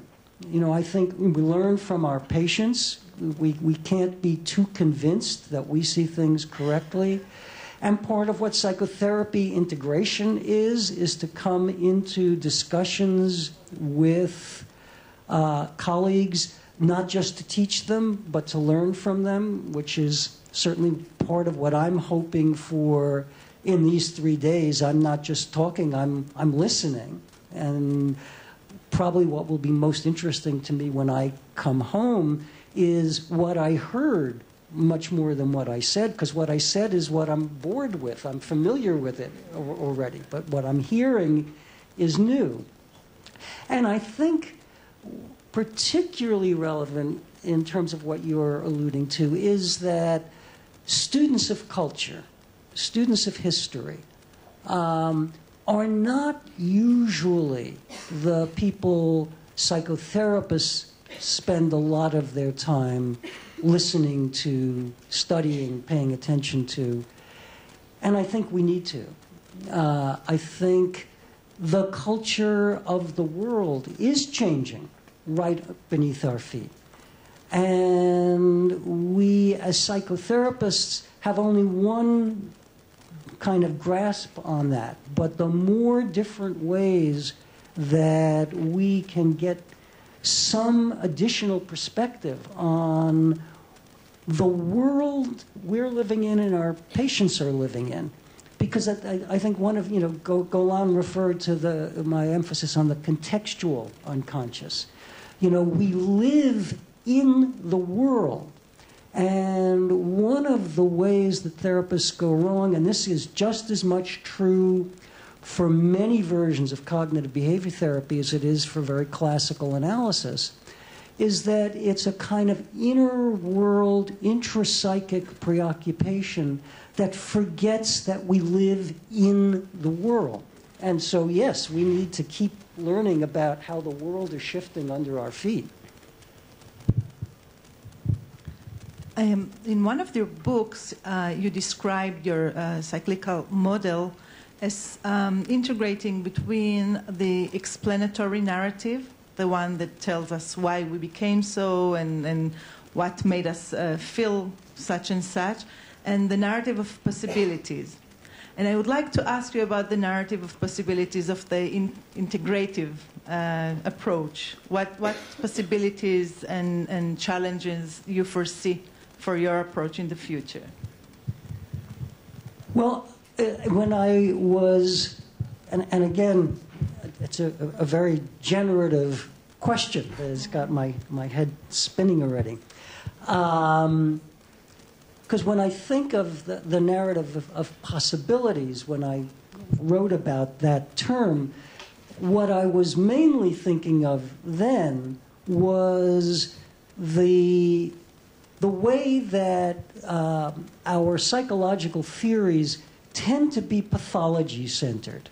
So that the narrative of explanation, which is how did the person get that way? What went wrong early in life that set them on the wrong course? The problem with that is that it can lead to a very fixed and, in a certain sense, pessimistic way of viewing people. So that our diagnostic labels, for example, once we label somebody, say, as borderline, that changes the whole set of possibilities we envision for change, and it fixes the way we view them. Whereas if we are treating people not as representatives of a diagnostic entity, but as human beings struggling with conflict and challenges, and look at where they possibly are heading, founded not just on the limits. I mean, we clearly have to have our eyes open to really see what's wrong. If we're in denial, we're not going to help the person. So when I see somebody who's borderline, I can't pretend nothing is wrong. But at the same time, we have to really root things in their strengths and the possibilities for new change, and we have to lend that to them. So that's what I had in mind mainly. The last thing, because I can read social cues, and I saw Ilani stand up, and I don't have a watch in front of me, so I'm sure we're toward the point where we should stop. But I was stimulated by what you're saying, by your question and the way you phrased it, to also think about a different kind of narrative of possibilities, which are the possibilities that come out of a conference like this, in a sense. The possibilities that come from encountering each other, hearing each other, and finding new combinations, new configurations that we hadn't seen. And again, to sort of link the attentiveness to the positive and openness to not denying the negative. I want to sort of end this with a plea, in a sense, that as much as this has so far been a wonderful cooperative atmosphere and we're liking each other, I also know, I've had my informants over the last couple of days in Israel. I know there are lots of divisions and lots of tensions and lots of ways in which some people think other people are just all wet, or it's nonsense, or it's superficial, or it's this, or it's that. And I want to make a plea that we hear all these challenges that I've heard Israelis are very good at. I want to really hear them so that in our discussion we can really confront them. So yes, I want us to be nice to each other, but I want it to be around the most difficult questions. Please stay for a minute. Stay. Thank you for this great dialogue. Although Rivka and Carla were a great interviewer, I would like to invite one or two questions from the audience. Yes, please. One of the difficulties I have trying to be an effective psychotherapist is that I haven't found a map yet, or a manual, or a guide. There's all these ideas, there's all these ways of putting them together, but there's no one way. And when you kind of leave the brand name labels as you call it, you're left kind of lonely without all of that. One of the struggles I have is that there's each camp tells you you're not doing it right. If you try to do exposure therapy while being psychodynamically minded, you're not doing it right. If you try to do transference analysis, you're not doing it right. You're also being more directed. And that's something that I'm curious to hear about. I'm not sure if this is the time or if it's going to be addressed throughout the time. If you're not doing something right, how can you then put them together? Well, maybe not doing it right just means not doing it their exact way, which is not this different from not doing it right. I would say I hope that over the course of these 3 days, for example, that I will offer a map and a guide, but I will not offer a manual. I have a lot of problems with manuals, which probably will come up in the course of our discussion. I think when you use a map, if you look at a map, you can use a map to go to many different places from many different places. A map isn't just directions from one place to another. So I think we need a map. We need a very coherent framework. but it's a framework that should enable us to go in many ways. I will, in one of the case illustrations that I offer later, describe a way of using exposure with a psychodynamic accent, and in a way that my own biased view is that it enhances both. And then we'll have a chance to look at that together and see. Okay. Another question, and we'll go to the break. Yes? Okay. I know it's quite different to make integration between our theories, but I listened very carefully to what you suggested, to listen to the context in which we meet our patients. So I'm very curious to hear more about it, because everywhere, state, but not to say Israel, we meet our patients with very complex multicultural and very complex political situations.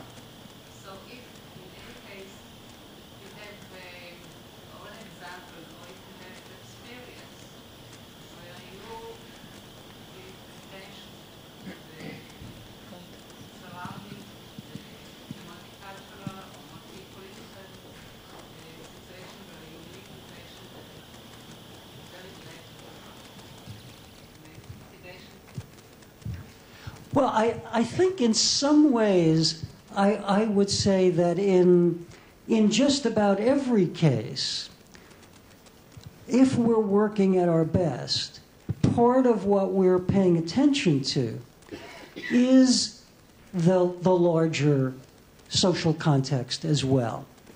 One example that comes to mind, a month or two ago, I was giving some workshops in Japan. And as part of that, Ellen and I went to a smaller meeting of an integrative institute that specialized in family therapy. And they were presenting to us a couples case in which one of the central issues was that the wife was complaining and unhappy about the fact that this couple hardly had sex anymore. They had been married, I think, 10 years or so, and they just no longer had sex. Three really crucial cultural contextual elements of it were, on the one hand, that we learned was a rather common phenomenon in Japan. Japan is a relatively unusual society in that respect, I would think. That happens modally to some degree. That's one side. Second part of it is there is nonetheless, related to the kinds of changes that Carlo was referring to, intergenerational changes happening, so that part of this woman's upset was she was of a generation of women who were beginning to not be so happy with this arrangement and are complaining about what was understood to be just the way things are. And then a third element that came up was that part of the husband's explanation, I think it was due to much more than this, but I think this was a factor we shouldn't underestimate. He said, you know, I work every night till midnight. I come home exhausted. I don't have time. And the question that came to my mind was, something very fundamental has to change, because this wasn't just his own, his was only an exaggeration of a societal process in Japan. Something about people working every night till midnight is contributing to this kind of pattern. And indeed, in terms of reciprocal dynamics, not having sex makes it not that important to come home, a good reason to work late. Working late is a good reason not to have sex. You're exhausted. They replicate each other.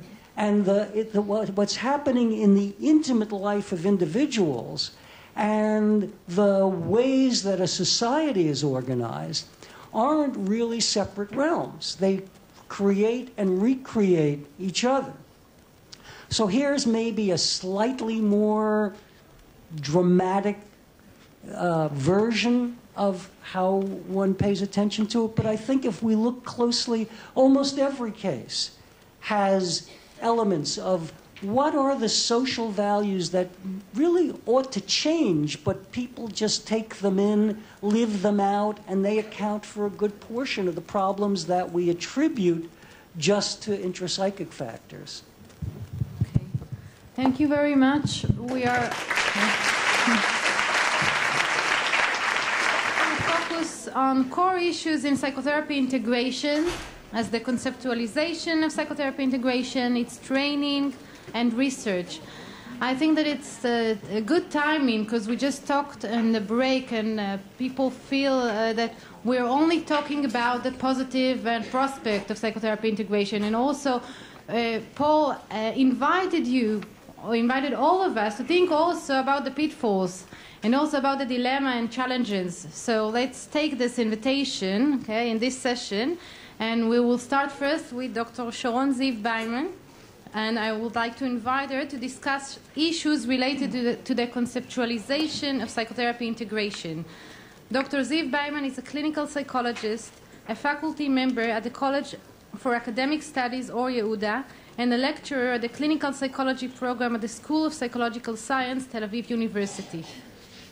She also serves as the co-manager of the SIACH Group, the Institute for Relational Psychotherapy in Tel Aviv, chair of the Israeli Forum for Relational Psychoanalysis and Psychotherapy, and the board member at the International Association for Relational Psychoanalysis and Psychotherapy.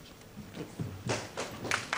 Good morning or good noon to everyone. Some of the ideas I will relate to were already mentioned by Golan, by Paul, and other of the speakers, but I'll try to elaborate them a little bit and to give some more concrete or visible examples to the notions we speak. I will disappoint Ilanit a little bit because I will not talk especially about the risk. I will take more of the advantages, but it can invite speaking about the risks afterwards. So as Golan mentioned before, the current literature suggests 4 basic models for conceptualizing psychotherapy integration: technical eclecticism, theoretical integration, the common factors approach, and assimilative integration. Technical eclecticism promotes choosing the best treatment modality for each specific patient according to the specific issue or presenting problem or symptom. The decision concerning the choice of treatment relies on the accumulating data on therapeutic intervention that have been effective for patients with similar personal characteristics and that suffer from similar symptoms. 2 of the leading models of technical eclecticism, as was already mentioned, were Lazarus' multimodal therapy and Butler's systematic treatment selection. The second category is theoretical integration, which aims to conceptualize a new and comprehensive theory through integration between current theories that will enable a novel understanding of personality, psychopathology, causes of distress, and accordingly the appropriate treatment approach. Examples of theoretical integration can be found in Paul Wachtel's cyclical psychodynamics, the trans-theoretical approach of Prochaska, Norcross, and DiClementa, Ryle's cognitive analytic therapy, and Shachar's poetics, pragmatics, and schematics models. The third category, the common factor approach, wishes to conceptualize the factors that lead to therapeutic change according to different therapeutic approaches in order to map the main processes that enable change regardless the therapeutic theory. Special efforts are invested in articulating the factors which are common to most, if not all, the different psychotherapies. And the fourth one, assimilative integration, which is the one I believe is mostly used in the field, suggests utilizing a specific therapeutic approach as a base into which it is possible to assimilate interventions from other modalities. The scholars that promote this approach assert that assimilative-based models offer therapy processes that allow flexibility, but at the same time are clear and coherent, since they are based on a specific approach. Examples, and just examples because there are many models in this category, are Stricker and Gold's assimilative psychodynamic therapy and Castingui and Associates cognitive behavioral assimilative integration. This well-known classification into 4 categories is not clearly distinctive, and much overlap exists between the 4 categories. Stricker suggests reconsidering this division due to the fuzzy boundaries between the categories, as well as the emergence of other viable conceptualizations. He raised the options that you can see here of narrowing down the classification to 2 categories, theory-driven as opposed to technical-driven models. Alternatively, he suggests an additional category of client-directed approaches which focus on the client's preferences and an ongoing dialogue between client and patient, between therapist and client, according to the appropriate intervention. Additional models of psychotherapy integration that are offered in the literature are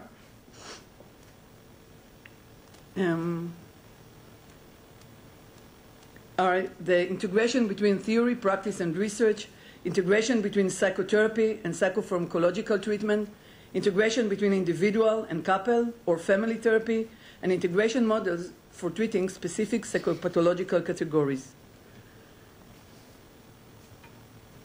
In his article, Psychotherapy Integration and Integrative Psychotherapy, Process or Product, Professor Paul Wachtel explores the tension between focusing on integrative models and focusing on processes of psychotherapy integration. While reflecting on the crucial need to create new models that integrate different therapeutic approaches, he suggests that the main challenge of the field is to facilitate, as was mentioned by Paul before, is to facilitate the inquiry and development of the principles and mechanisms of integration. His assertion lies on the understanding that specific integrative psychotherapy models have the potential to become rigid methods that will not be able to cope with some of the main challenges of the field. And what are the main challenges? Some of them are very apparent and some of them need to be articulated. The understanding that many patients can benefit more from psychotherapy processes that combine several therapeutic modalities, which is the most common idea. The understanding that each patient might need different combinations of the therapeutic modalities, and the understanding that Paul mostly promoted, the understanding that each specific therapeutic modality can potentially, intentionally or unintentionally, influence a range of different therapeutic dimensions. For instance, behavioral change can lead to a formation of meaning or insight. Alternatively, psychodynamic methods can lead to a behavioral change. And most strongly, the finding that most therapists do not use specific integrative models or manuals, but rather tend to combine different therapeutic models according to their professional experience. So the main conflict in the field that I would like to relate to is the conflict between processes and products in psychotherapy integration. All the above suggests that the challenges of the field lie in the formulation of principles of psychotherapy integration rather than in developing specific integrative models. Furthermore, as was discussed before, Wachtel asserts that the integrative psychotherapy, which offers integrative model, might become yet another distinct participant in what he calls the ethnical wars between different therapeutic approaches, wars that obscure the field's abilities to develop and to address new challenges.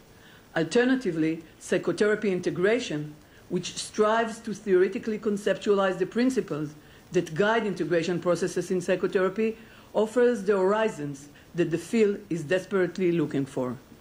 In line with Bechtel's perspective, I would like to suggest that the future development of psychotherapy integrations lies in models that will conceptualize the leading principles and the main mechanisms of integration processes, and will offer organizing guidelines that will help therapists to navigate systematically in the integration processes, rather than to focus on integrative models that offer specific therapeutic products.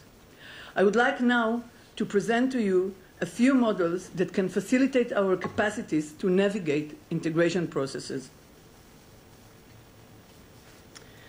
The main models I will relate to are the cyclical psychodynamics, Wachtel's models, the trans-theoretical approach, poetics, pragmatics, and schematics, Professor Shachar's model, the three-stage model, helping exploration, insight, and actions of Hill, and systematic treatment selection of Butler, and an idea of mine.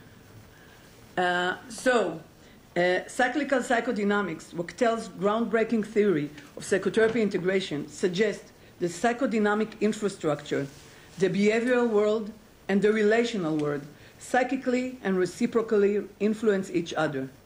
According to this theory, our psychodynamic infrastructure that we continually project on the world largely determines our experiences, perceptions, and behaviors, and actively designs the environment we live in. In turn, the personal and interpersonal experiences that are created in this environment reinforce or change this psychodynamic infrastructure. Therefore, interventions on each one of these dimensions, psychodynamic interpretative work, behavioral environmental change, or new experiences in the relational world, have the potential to cyclically influence other dimensions as well. Psychotherapy integration, according to this theory, means combining the work of insight and action while mapping the cyclic and reciprocal influences between the different dimensions. And the most important idea, trying to promote change in the most accessible channel and detecting its cyclic influence on other channels as well.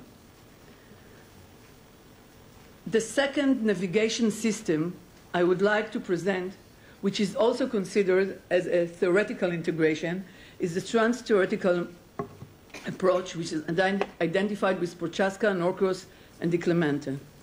This model offers a theoretical conceptualization of integration by mapping the therapeutic process into three domains: processes of change, stages of change, and levels of change. The interaction between these dimensions creates criteria for designing the therapeutic plan. The model stresses the importance of evaluating the stage, the level, and the processes that characterize the patient during therapy, as well as the interrelations between them. A battery of questionnaires was developed to assess these components. This model is based on the analysis of 24 therapeutic approaches, is research-based, and has demonstrated effectiveness in a wide range of psychological problems. And yet, I hope I will manage to demonstrate that this model is not a manual, is more a navigation system for the therapist. So let's look at the 10 different processes of change that Norcross, Di Clemente, and Prochaska are offering. And I will immediately move, after you have a brief look at them, to the stages of change that the model offers. And the stages of change that represent the degree of readiness to therapeutic change and awareness of its essentiality are pre-contemplation. Contemplation is not a very known word, so contemplation means awareness, readiness, בתרגום לעברית התבוננות. Contemplation, preparation, action, and maintenance. The recommendation is to invest as much as needed in the pre-contemplation and the contemplation stage. Otherwise, the effectiveness of therapy might be weakened and drop rates might get higher. It is further suggested to adapt processes of change according to the stage of change. And the following table illustrates the processes of change that are recommended in a particular stage of change. For instance, the consciousness raising is the most important one between the pre-contemplation and the contemplation, and working on more behavioral work is when the patient is ready for action. The third dimension includes 5 distinctive yet interrelated, hierarchically organized psychological domains, which presents levels of change. The first level is symptom or situational problem. The second is maladaptive cognitions. Afterwards, current interpersonal conflicts, and then family or system conflicts and intrapersonal conflicts. Usually, changes in one level will promote changes in other levels as well. And there are few strategies to work with this domain of levels of change. Usually, the first level to inquire and treat will be the symptom or situation. Many times, the therapy will not continue to explore additional levels. When there is need, the process progresses into higher levels of change, which are expected to deepen awareness and are more vulnerable to resistance. Other strategies to use these dimensions of levels of change is to concentrate on a key change level or to work simultaneously on few levels towards maximal change. The next table tries to demonstrate the first strategy, meaning going first into the symptom or situation and then continue with the stages of change and adapting the processes to the stages. And afterwards, when you get into the preparation stage, you can get into a deeper level of change. Again, the main idea of the trans-theoretical approach is to coordinate between processes, stages, and levels of change. The third model, which offers a conceptual platform that can build a bridge between psychoanalysis and the empirical research, is presented in Professor Golan Shahar's paper, Poetics, Pragmatics, Schematics, and the Psychoanalysis Research Dialogue. I believe that additionally, Professor Shahar is offering a platform that may assist practitioners to systemize the process of psychotherapy integration. He asserts that, and I quote from the abstract of the article, any clinical encounter is spoken through 3 languages: pragmatics, poetics, and schematics. Pragmatics pertains to the language of everyday occurrences in the world. I fought with my wife last night. Poetics is used by the psychoanalytic therapeutic community as well as by therapeutic dyads to capture, often metaphorically, the enormity of the human situation. He raged against his wife's refusal to serve as a self-object. And schematics refers to the language of hypothesis testing, inductive and deductive reasoning, and the empirical science. This marital dynamic activates the patient's narcissistic vulnerability, leading to agitated depression and possibility to suicidality. I should assess risk. All 3 languages are crucial to the clinical endeavor. End of quote. Hill's 3-stage mapping, exploration, insight, and action, suggests integrating psychotherapy around the sequential stages. The first, exploration, focuses on establishing the therapeutic alliance, collecting information, and emotional processing, and is based on humanistic approaches. The second, insight, focuses on creating insight and meaning around the main issues that were brought up in the first stage, and is based on psychodynamic approaches. The third, action, focuses on actively promoting change in all aspects that were discussed in therapy, while using cognitive behavioral interventions. Hill details therapeutic interventions that can promote each stage. While it is true that this model can be regarded as an integrative psychotherapy product and not a process, it mainly outlines the integration between three basic therapeutic channels. Although I personally believe that the channels do not necessarily have to be, although I believe that the stages do not have necessarily to be worked sequentially, but the sequences can be changed. I would like to add the model I've developed for conceptualizing the process of psychotherapy integration, namely the integrative impact of the therapeutic interventions. Through discussing and demonstrating the powerful and integrative influence of the therapist's self-disclosure, I argue that the integration of different psychotherapeutic modalities is to a large extent a function of the degree to which the therapeutic interventions enable multi-channeled work. I cannot end this presentation without mentioning the systematic treatment selection model of Buter, Consoli, and Lane.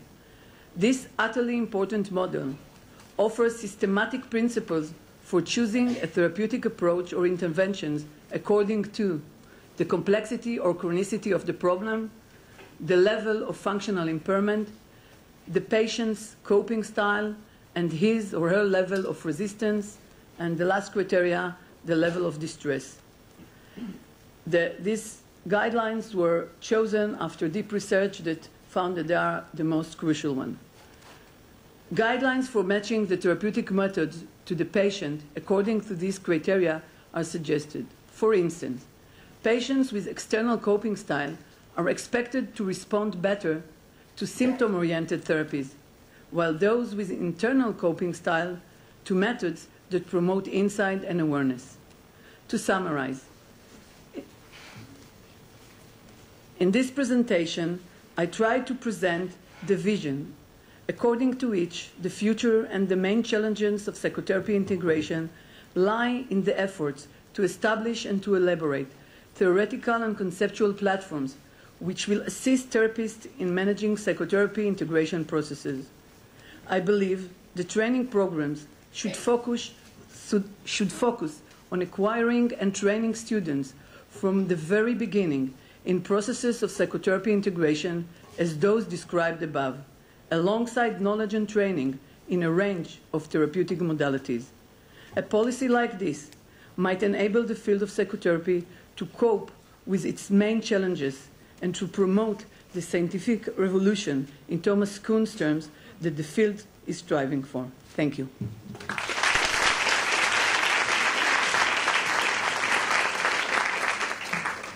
So because my work, both as a researcher and as a clinician, has focused on understanding and treating depression, I'd like to use the example of depression as an organizing scheme for discussing research dilemmas in psychotherapy integration. Psychotherapy integration is most often called for in cases where clients do not respond to pure form therapy or in disorders that are difficult to treat.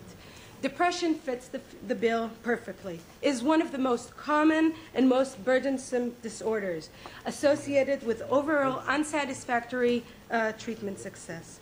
Approximately 20% of the population will suffer from depression during their lifetime. Depression is difficult to treat, is associated with high rates of comorbidity and high rates of relapse.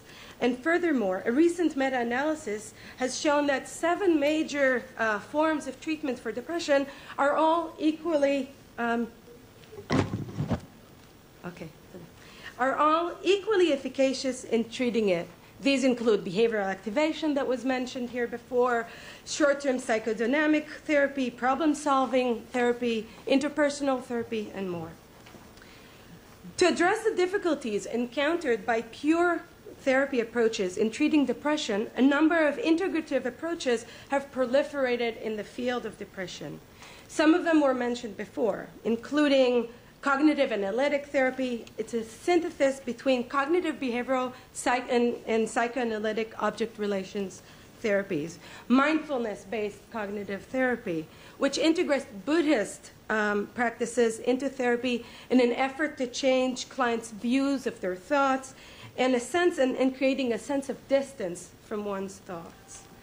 And third, integrative cognitive therapy for depression, which uses humanistic and interpersonal therapies to repair alliance ruptures in traditional CBT. These therapies, these integrative therapies, as well as others, have been subjected to the gold standard of outcome research, the randomized controlled trials. And their efficacy and superiority have been demonstrated.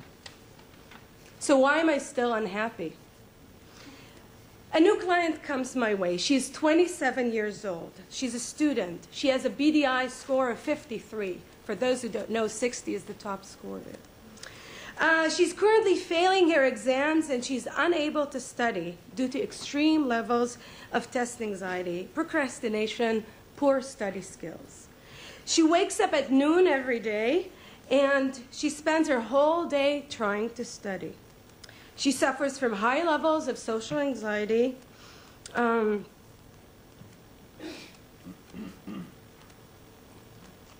She expresses significant suicidal ideation. She's in an unsupportive romantic relationship. And this relationship serves as a trigger for her suicidal thoughts and actions. Did I forget anything? Oh, yeah, she has a history of an eating disorder and a late diagnosis of ADHD. This is a true case, just recently come to my clinic. So both as a clinician as in a researcher, both these parts in me are totally at a loss. What should I treat first? How should I treat her in the first place? Which theories fit best to describe and explain her symptom combination? Although many clinicians will tell you that they practice integrative psychotherapy, when confronted with a case like this one, they will most likely ask, like Jenny asked earlier, how should I integrate diverse approaches here? How would I integrate diverse approaches here? What should be integrated, and in what order? So in other words, help. Typical randomized controlled trials fall short of answering these questions. They're limited. They tend to be decontextualized. They may focus on outcome only rather than on process. And they may assess outcome in a narrow, symptom-oriented manner. They don't tell me how to treat this patient. In such cases, what we really would like to know is how to make clinical decisions. Are there particular therapist, client, problem characteristics that should guide the selection of treatment course? Therefore, going back to research, one important focus of research in psychotherapy integration is the therapist and the ways that therapists make decisions about integration. But as researchers, we know very little about what clinicians do. It seems to me that in the area of psychotherapy integration, there's even a bigger rift between clinicians and researchers. Most clinicians integrate different approaches in their work. However, they typically use their intuition rather than research to guide them in their decisions. On the other hand, even if clinicians want to use research, they often can't do because there's very little research about the practice of integration. How is it best to integrate approaches? What do clinicians do that works? Therefore, a major dilemma in psychotherapy integration research is how best to bridge this gap between researchers and practitioners. So we do have some answers. One solution to address this issue is the initiative of practice research networks. These are collaborative networks of experienced clinicians of various theoretical orientations and full-time psychotherapy researchers. They work together to develop clinically relevant studies that are at the same time scientifically rigorous. A second solution involves studying what clinicians do. For example, recent work examines clinician decision-making. Most clinicians, as was mentioned before, use assimilative integration, whereby they have a primary theoretical orientation and they selectively incorporate theoretical ideas or techniques from other orientations. Their decision-making may be affected by a variety of biases and constraints. So understanding these biases and constraints may assist in helping clinicians make better decisions about integration. So going back to the case I presented earlier, my lack of training in cognitive analytic therapy, my ineffectiveness as a meditation practitioner, and those who know me know that I'm not very effective in that, and my risk aversion and tendency to fall into sunk cost fallacy may all deter me from considering integrating non-CBT strategies in my work. But therapy integration doesn't only occur at the large scale of choosing a theory-driven therapy that combines diverse approaches. It is not that once I choose a path of action, my work is done. Therapy is full of roadblocks. So, despite what I planned initially to stick to what I know, to CBT, when behavioral activation, presented so nicely by Golan earlier, didn't work, and my client was unable to come up with things that she may enjoy, she didn't think that she could get herself out of bed, and she kept brooding over her misery, I had to be creative. So now before I went home and I blamed her for being resistant, then I decided to combine. I decided to combine motivational interviewing techniques to elicit motivation for change. We talked about her reasons for being depressed and pros and cons for staying depressed versus getting out of her ruts. To help her cope with rumination, I tried my best at ACT and mindfulness techniques, trying to get her to see her thoughts for what they are, annoying. Research-wise, this suggests the need for session-level measures, okay, for focusing on specific sessions.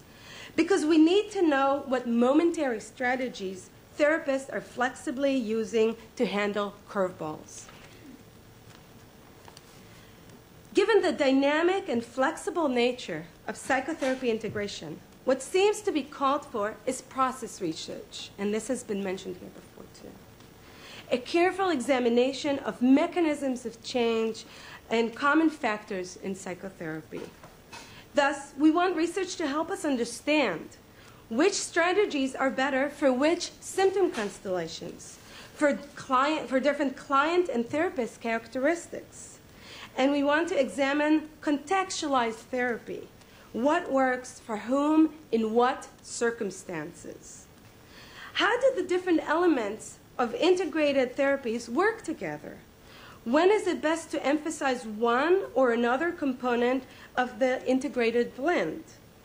What signs can be used to help signal the most opportune times for utilization of different strategies and techniques? Most importantly, given the significance of the therapeutic relationship, how can different approaches be combined to maximize the development and maintenance of a therapeutic alliance?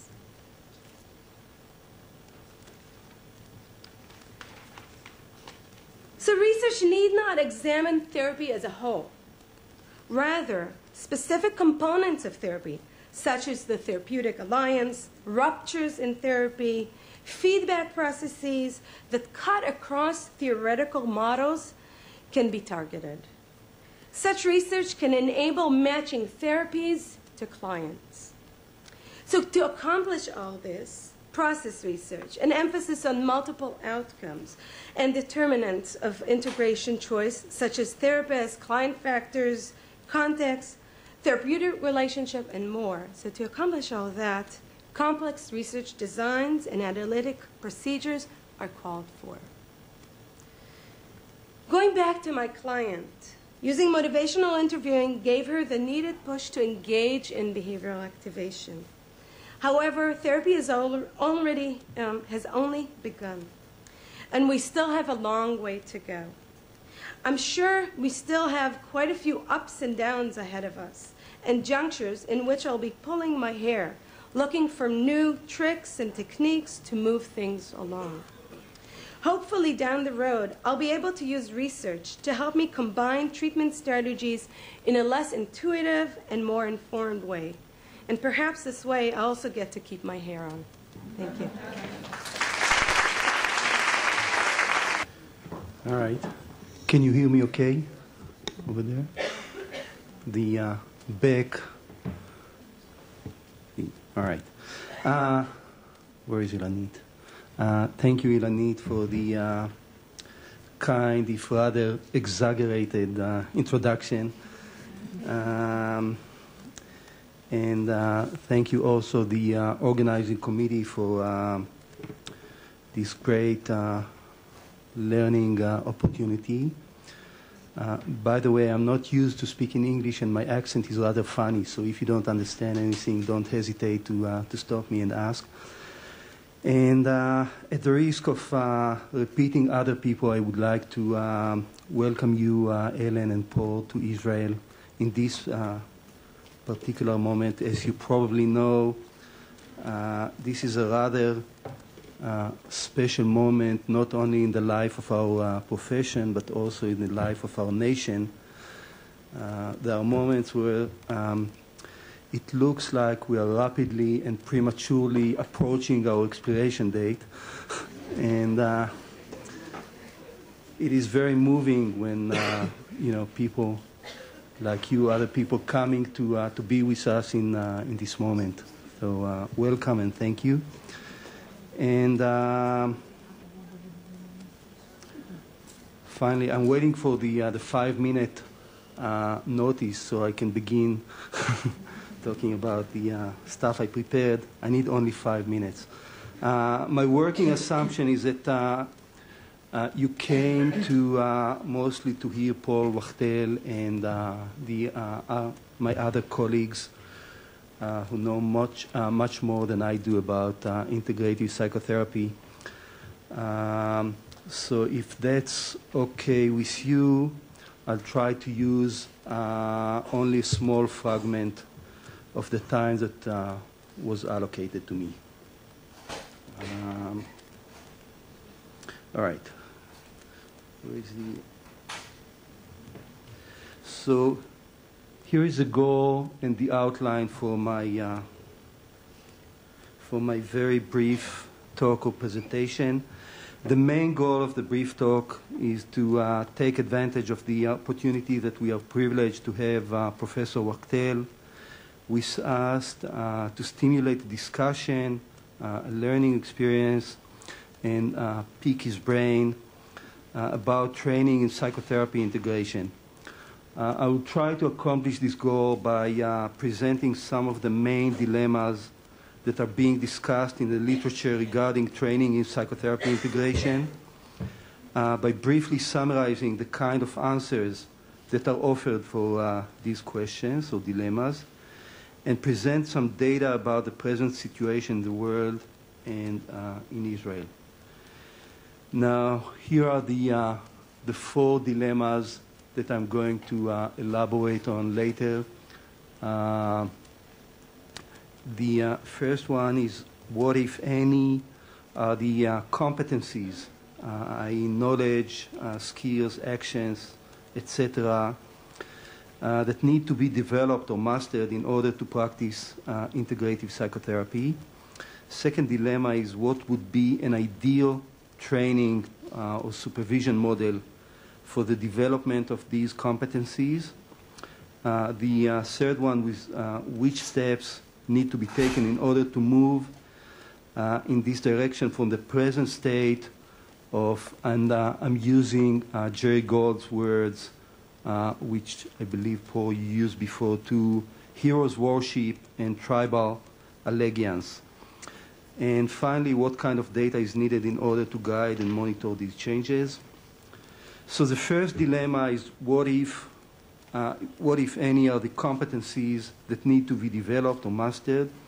And more specific questions in this regard, are those competencies more of the same, in a sense, that is, the same ones that are required for competent practice in all other base level orientations, but in more than one of them?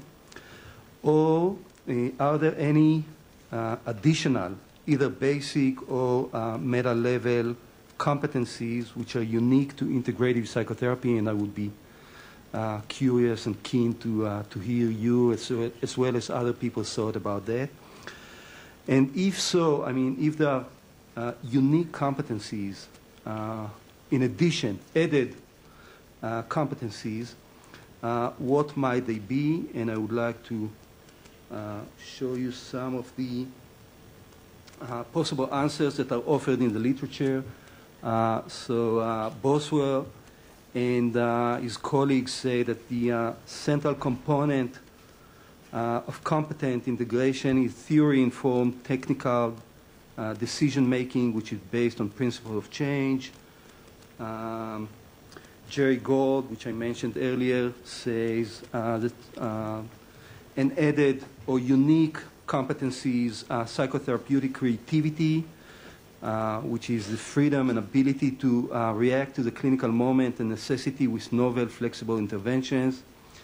And Andres Consoli and Catherine Jester say something similar, tolerance of ambiguity, diversity, and alternative points of view, and conceptual and experiential flexibility. So this is as far as the first dilemma. The second dilemma is what would be an ideal training or supervision model for the development of these competencies. And more specifically, or most importantly, there are two questions here. The first is, when is the optimal timing to begin training within an integrative model? And the second one is, what is the best way to teach the separate systems of psychotherapy? And let me briefly present you with the kind of answers that are currently offered in the literature about these two questions. With respect to the first question, there are two types of answers. The first one is that the later one is that, in the words of Larry Beutler, one can only integrate well what one knows well, and I think this relates to your question before. And the other approach, the earlier one, says that integration is a basic stance. This is an approach or orientation in and of itself that should begin from the very start of the therapist training, if not before. And it is not just a stage one aspires to after years of practice. So you have the two options. And I would be, again, keen to hear you and other people's thoughts about that. With respect to the second question, what the best way to teach the base level systems of psychotherapy? Again, there are two options, and this is actually quite relevant to things which are going on in our profession right now. The first option is separate courses with some predetermined hierarchy of fundamentalism, which one is more fundamental, and assign more hours to this one. So this is in Israel, this is the present liba in Hebrew, or core approach, which says that we'll give an X-hour course on psychodynamic therapy and separate Y-hour course on CBT, Z-hour course on system families, and they exist one on the side of each other. And the second approach is separately but as part of a unified course. And I believe, and Golan, correct me if I'm wrong, that this is the Ben-Gurion approach to doing it, where you teach rather than 2 hours on psychodynamic, 2 hours on CBT, 2 hours course on humanistic existential, a 6-hour course on introduction to psychotherapy that presents all different approaches. I'm wrong? Both sides. and there isn't a single satisfactory answer. But to some degree, I would say the argument between depth of training first, understand some approaches deeply. You need to do that before you can integrate. The problem is that way of understanding deeply may be understanding deeply because you've dug yourself into a hole. You get stuck in a set of assumptions that don't allow you to see out. You're down there in that hole and you look up, and everything you see, you're surrounded by the assumptions of that theory. I would say another way to think about understanding deeply is that if you are from the very beginning studying different points of view in a way that is confronting how they are challenged by other points of view, then instead of getting stuck in, and I wrote down somewhere a note about it, and I'm trying to remember exactly how I had phrased it.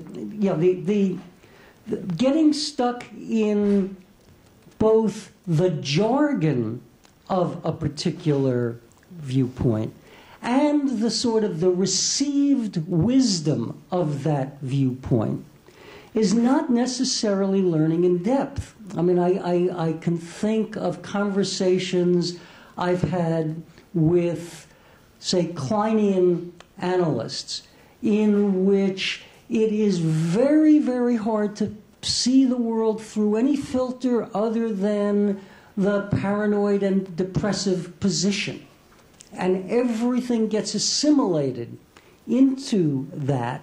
And then even if they're integrating other things, they're integrating them in such a way that it kind of gets shredded through their way of viewing things so that it's chop meat rather than something that's, organized, organic, coherent.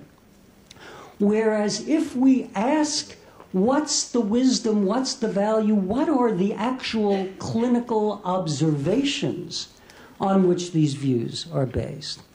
But we're asking it not down in that hole of we've only learned this system and only then do we try to find a way to climb back out of it.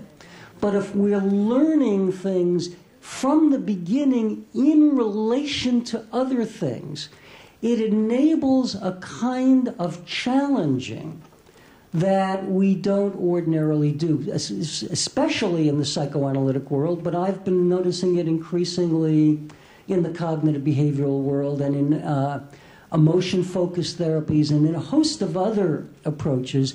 Things get organized around authorities, around gurus, around leaders, and everybody sees things through that filter. And then it really becomes hard to integrate. So that in the end, I sort of think about, I'm always humiliated even to hear people apologize. Danny apologizing for his accent. And here he is competently speaking another language, and I've never developed that competence. But I have developed the competence to have an accent. I have an accent in my practice of psychotherapy. When I do cognitive behavior therapy, I do it with a psychoanalytic accent. When I do psychoanalysis, I do it with a cognitive behavioral accent. And I'm proud of my accent. I'm proud of not speaking it perfectly, but speaking it in the hybrid way. And as we proceed through it, what I will try to illustrate to you is my accent in a certain sense. So I'll stop there. That's a lot to respond to because you made a lot of interesting points. Some of what your comment reminds me of is of what was sort of listed in the program as the title of my presentation, and something that Sharon had highlighted, which is the difference between integrative psychotherapy and psychotherapy integration, the process or the product. And I think that if we think about the integrative psychotherapist and what he or she is engaged in, what we notice is that there is never going to be a single integrative model, because even if it looked like there might be such a model, and we're nowhere close to that yet, each individual therapist is going to be creating their own version of it. Because in order to be an effective psychotherapist, you have to speak with your own integrity, from your own personal voice. And in doing that, you're creating a somewhat different version. So I think the idea that there's always that process going on, even if you think you have an integrative model.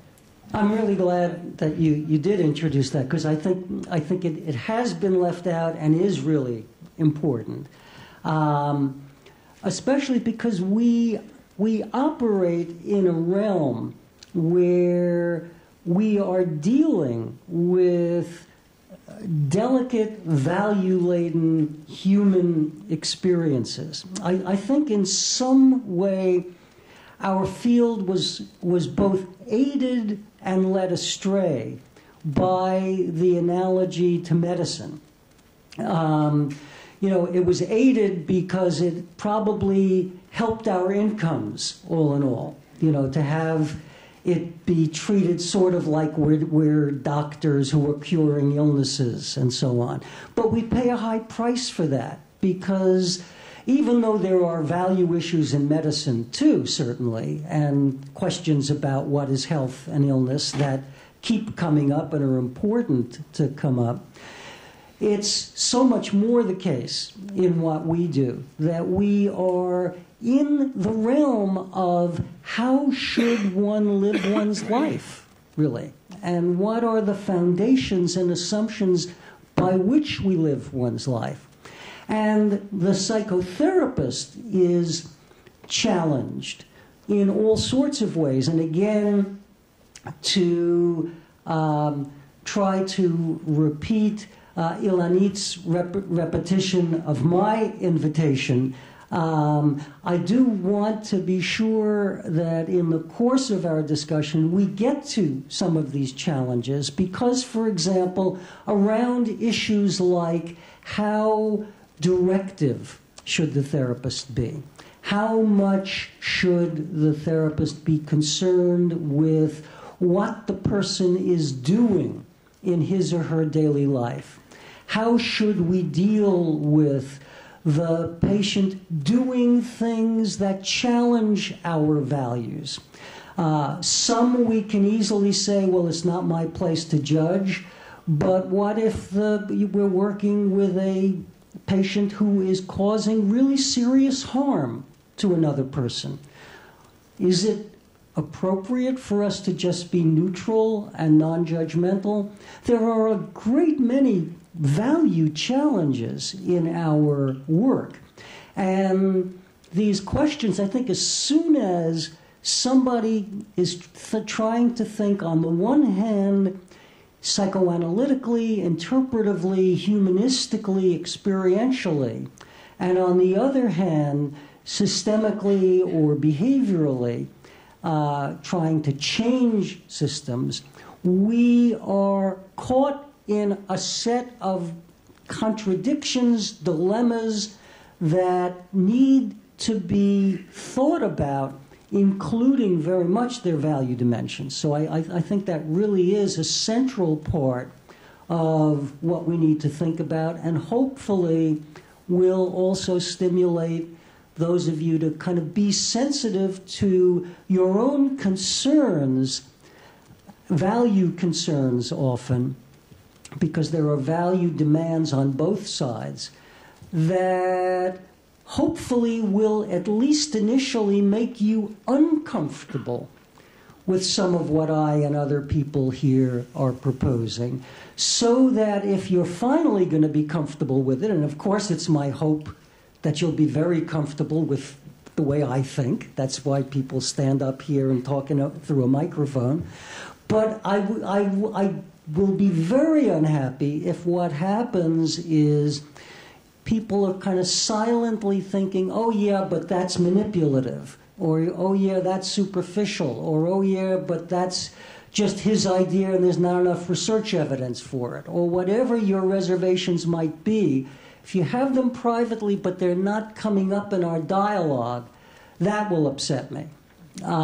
If we have a dialogue and I try to persuade you and you still walk out unconvinced, I'll feel much better about that. So I offer that invitation once more. Again, I think you're raising two very, very important themes. I'll try to respond quickly to both. Let me start with the second. The question came up earlier of would we reach a point where psychotherapy became outmoded, where there is no more psychotherapy. The way I would ideally like to see that happen, though I don't think it's likely, but I'd like to see it at least reduce in a sense, is if we used our skills for prevention of the problems we face. It's much better to prevent the problems than to sit in our offices and wait for them to happen and then cure them. So that efforts to think about the broader applications of the knowledge we are gaining in order to prevent problems, I think is something we should be doing more of, as much of as we can, though we'll never totally prevent them, obviously. The question of the milieu is even more complicated in the sense that, as you've probably already gathered, I believe that there are no facets of the personality that are not in some way responsive to the contexts we live in. And in that sense, the milieu we live in is always crucial. And efforts, even again, preventive efforts also include, for example, social changes that can make sometimes more of an impact on mental health than 10,000 psychotherapies going on. The milieu creates certain changes. But the milieu also raises problems in the sense that when I first began to be interested in integrating behavioral work and psychoanalytic work, one of the first formulation for me of where it could and could not work was I could see integrating, for example, very readily, interpersonal and later relational models of psychoanalysis and forms of behavior therapy that were, for example, related to exposure models that reduced anxiety and could contribute ultimately even to the diminishing of defensiveness, which is, after all, just an avoidance response to anxiety. There was a lot of possibilities of integrating those. I had a much harder time thinking about how more classical Freudian theories and Skinnerian behavioral models could fit together. But as I thought about it further, these things sort of further differentiated, so that I began to think that, for example, on the one hand, one of the ways in which Skinner's work has been seriously misunderstood, because he's often just presented as a kind of almost proto-fascist manipulator, there are ways in which Skinner is oddly similar to Carl Rogers and to the most humane forms of humanistic and psychoanalytic therapy, in that the Skinnerian notion of shaping really can be understood as take people where they are. Don't try to get a person from here to here when it's really not going to be possible for them to have anything other than a failure experience. Help them get from here to here, just a slight bit. Once they're there, they're more able to move the next slight bit, and so on. And a lot of the Skinnerian notion of shaping, and we may get a chance to talk about this more through the conference, can be translated into the language of take people where they're at and start from there. On the other hand, speaking of jails or closed mental hospitals or other such sort of more total institutions, and the use of token economies, for example, those become more problematic for me. And again, for value issues, as Yoel was introducing, because they depend on our having total control over the person and simply dispensing the reinforcements as the authority. And that I'm much more uncomfortable with and have much less of a vision of how that can be integrated with the other sides of my vision or role as a psychotherapist. So even something like, Skinnerian operant conditioning, there were versions of it I can imagine integrating, and there are versions of it that I can't. So all of these introduce additional complexities all the time. And as long as we stay confused, we're in good shape. Yeah. Hi to everyone. I appreciate your attention at this very difficult time of day. As Rivka told me yesterday, this is especially hard to talk in the afternoon. So I'm going to start with telling you the subtext of what I'm going to be talking about. Oh, I'm sorry. Can you hear me now? Yeah. So I'm going to start by telling you what is the subtext of what I'm going to be talking about. The subtext of my kind of very cursory notes about the case that Professor Wachtel was presenting is that I think that he's a very, very good, if not virtuosic, cognitive behavioral therapist. Okay, mostly so. Okay, and I'm going to try to make my case by making 2 points.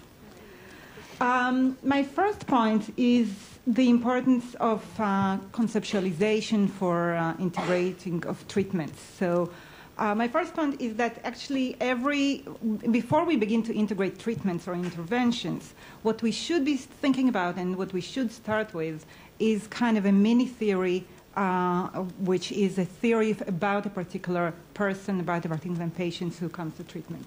And actually having such an integrative, comprehensive, etc.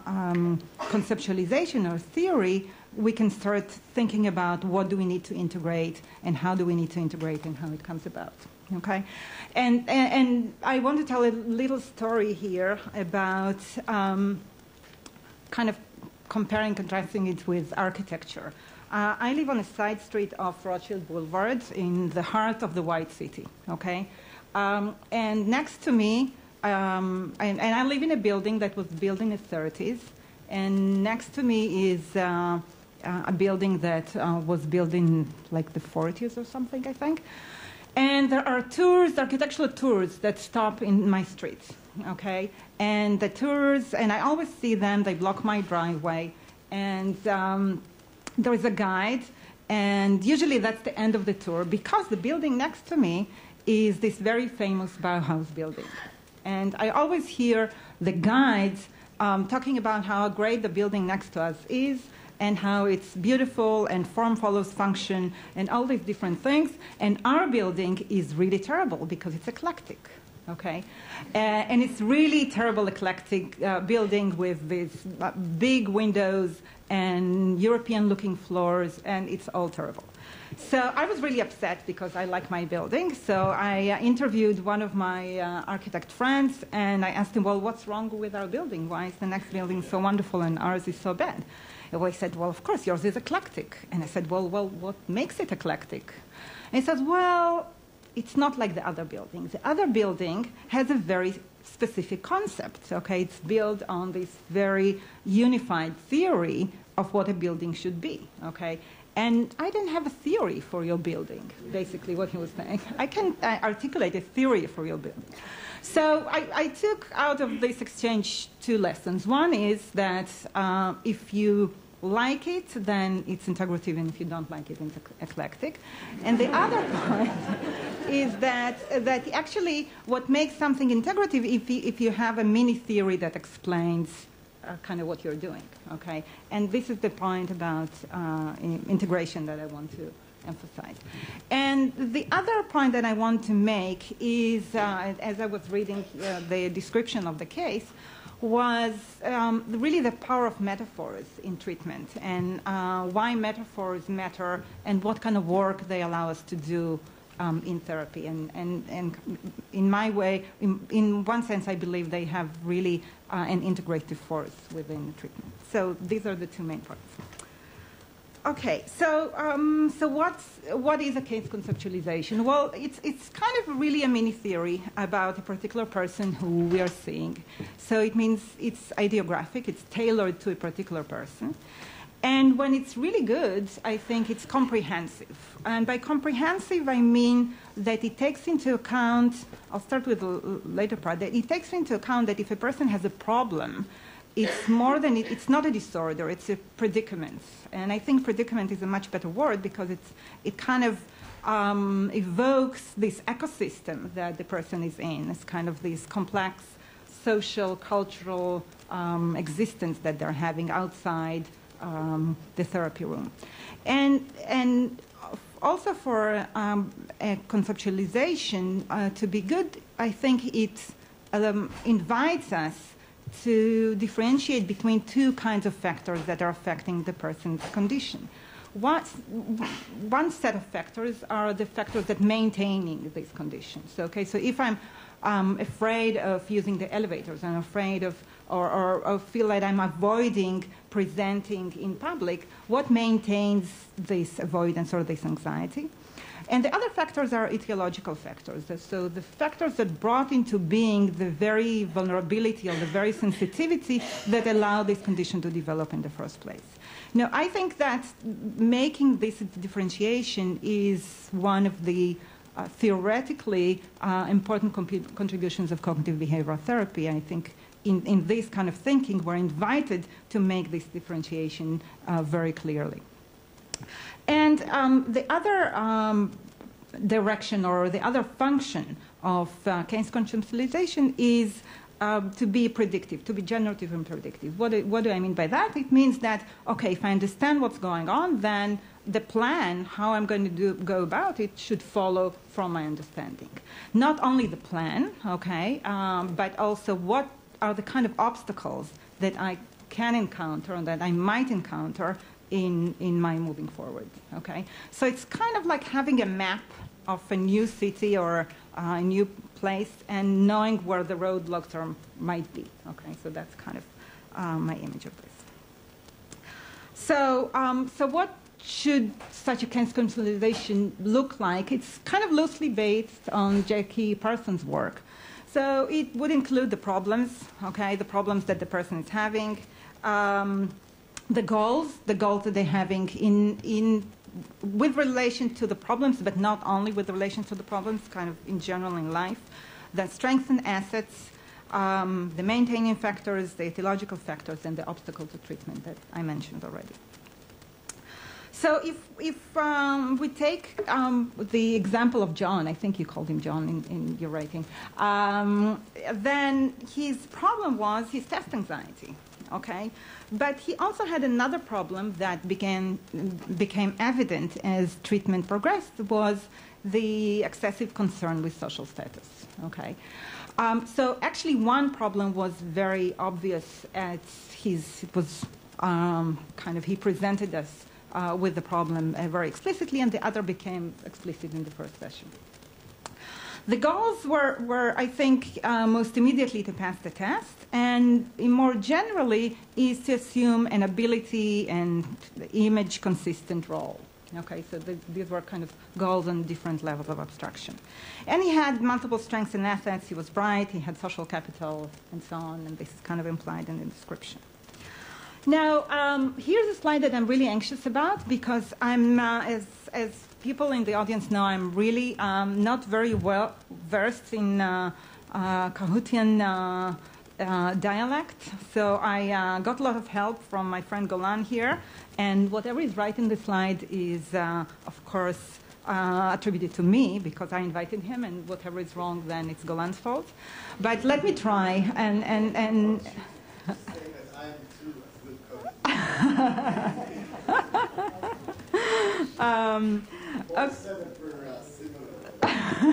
you should just grow a mustache, right? So let me try this, okay? And I think my basic point here, if one comes into trying to do one kind of intervention with a map that is not conducive to this kind of intervention, then one encounters problems in shifting gears or understanding what one needs to do first.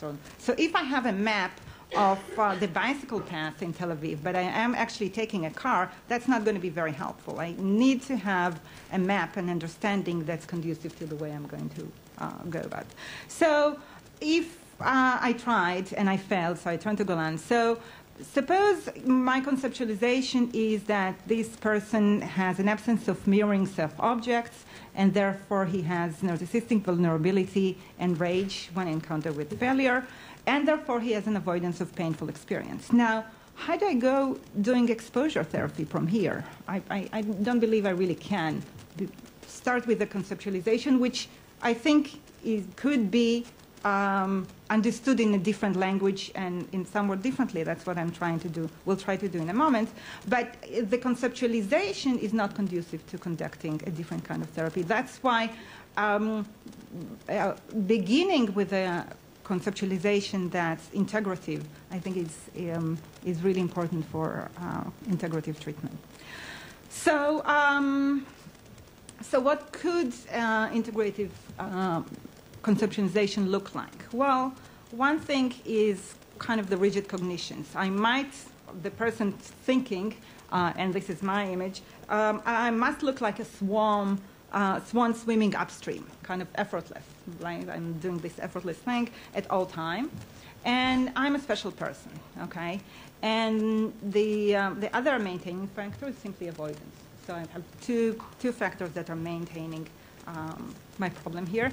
And the etiological factors, it's one salient one, there must be others, is the status conscious bringing. And the obstacles to treatment, so I have a plan. I want to introduce exposure-based therapy with this person. I will encounter a problem because, two problems actually. One of them is accepting being like others. Okay, so my implementing exposure should feel to this person like we're doing something that is special in some sense and also common with other people in some sense. So this is kind of the obstacle that we're foreseeing.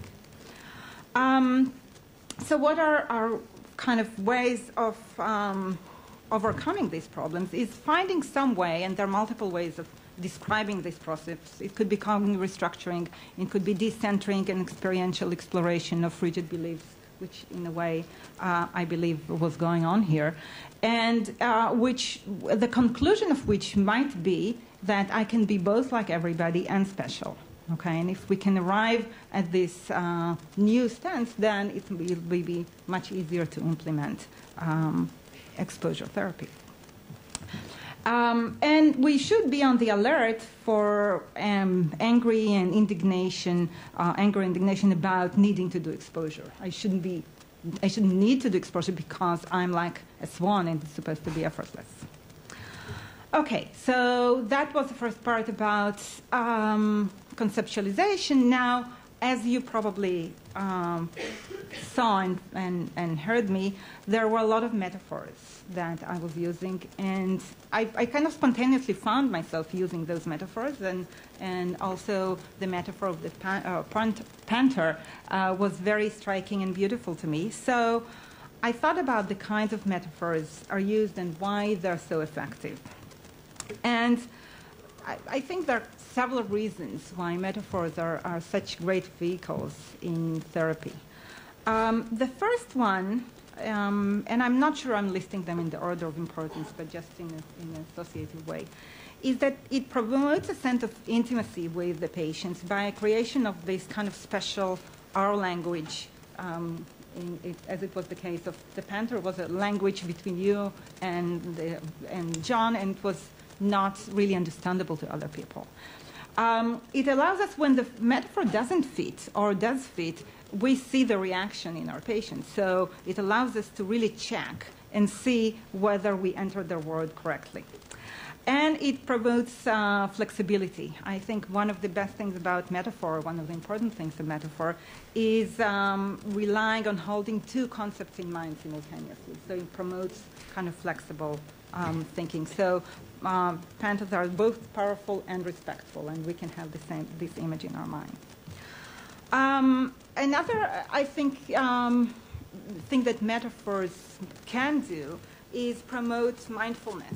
Okay, and this is one of one of my favorite poems to promote kind of experiential awareness and invitation of different negative emotions that I think allows exposure to go on. It's a really beautiful poem. I think you're reading it right now, of a Persian poet from the 13th century.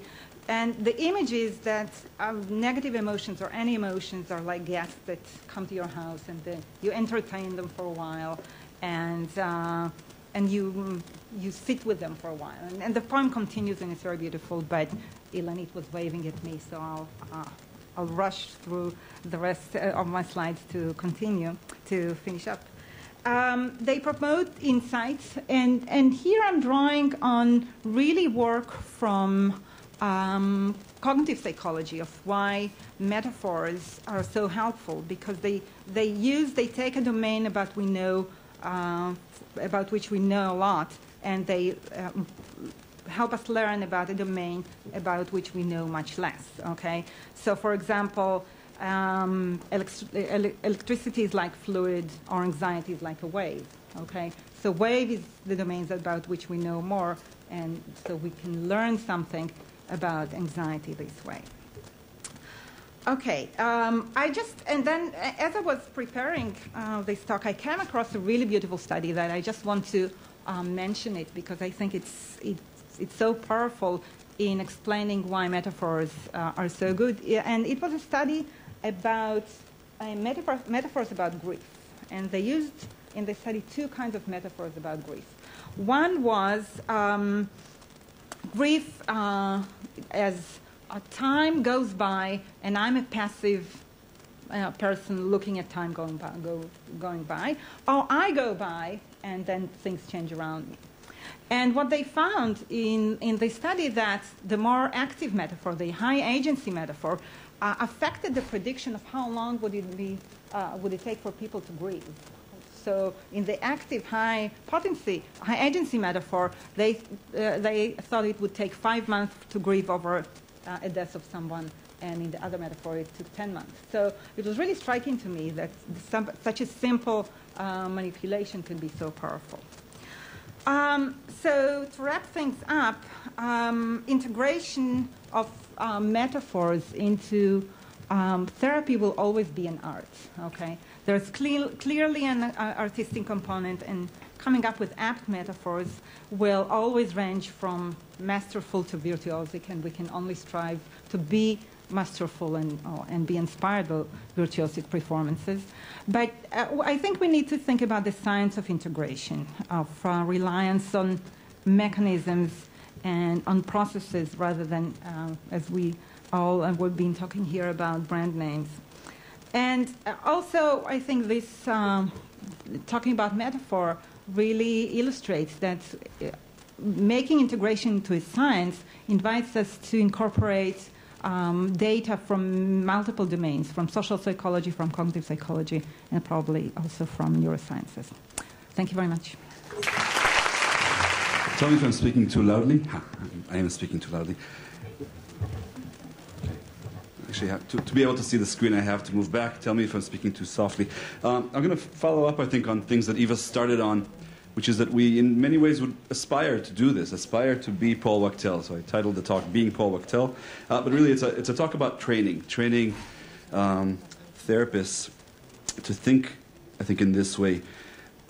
This was, the case is actually more elaborate. The case that we got to read from Paul is even more elaborate and even more beautiful than the description that you heard here today. This is a really virtuosic, I think that's the word that Eva used, and I like it, of just great therapy that's really respectful and attentive to the patient's needs, to reality, this person really needs to pass this exam, and to previous evidence about what works, and which, and Paul has a footnote where he says, you know, even though I'm paying attention to all these dynamic things, I stuck to the protocol. I went back to doing systematic desensitization because I know it works and I know it's necessary.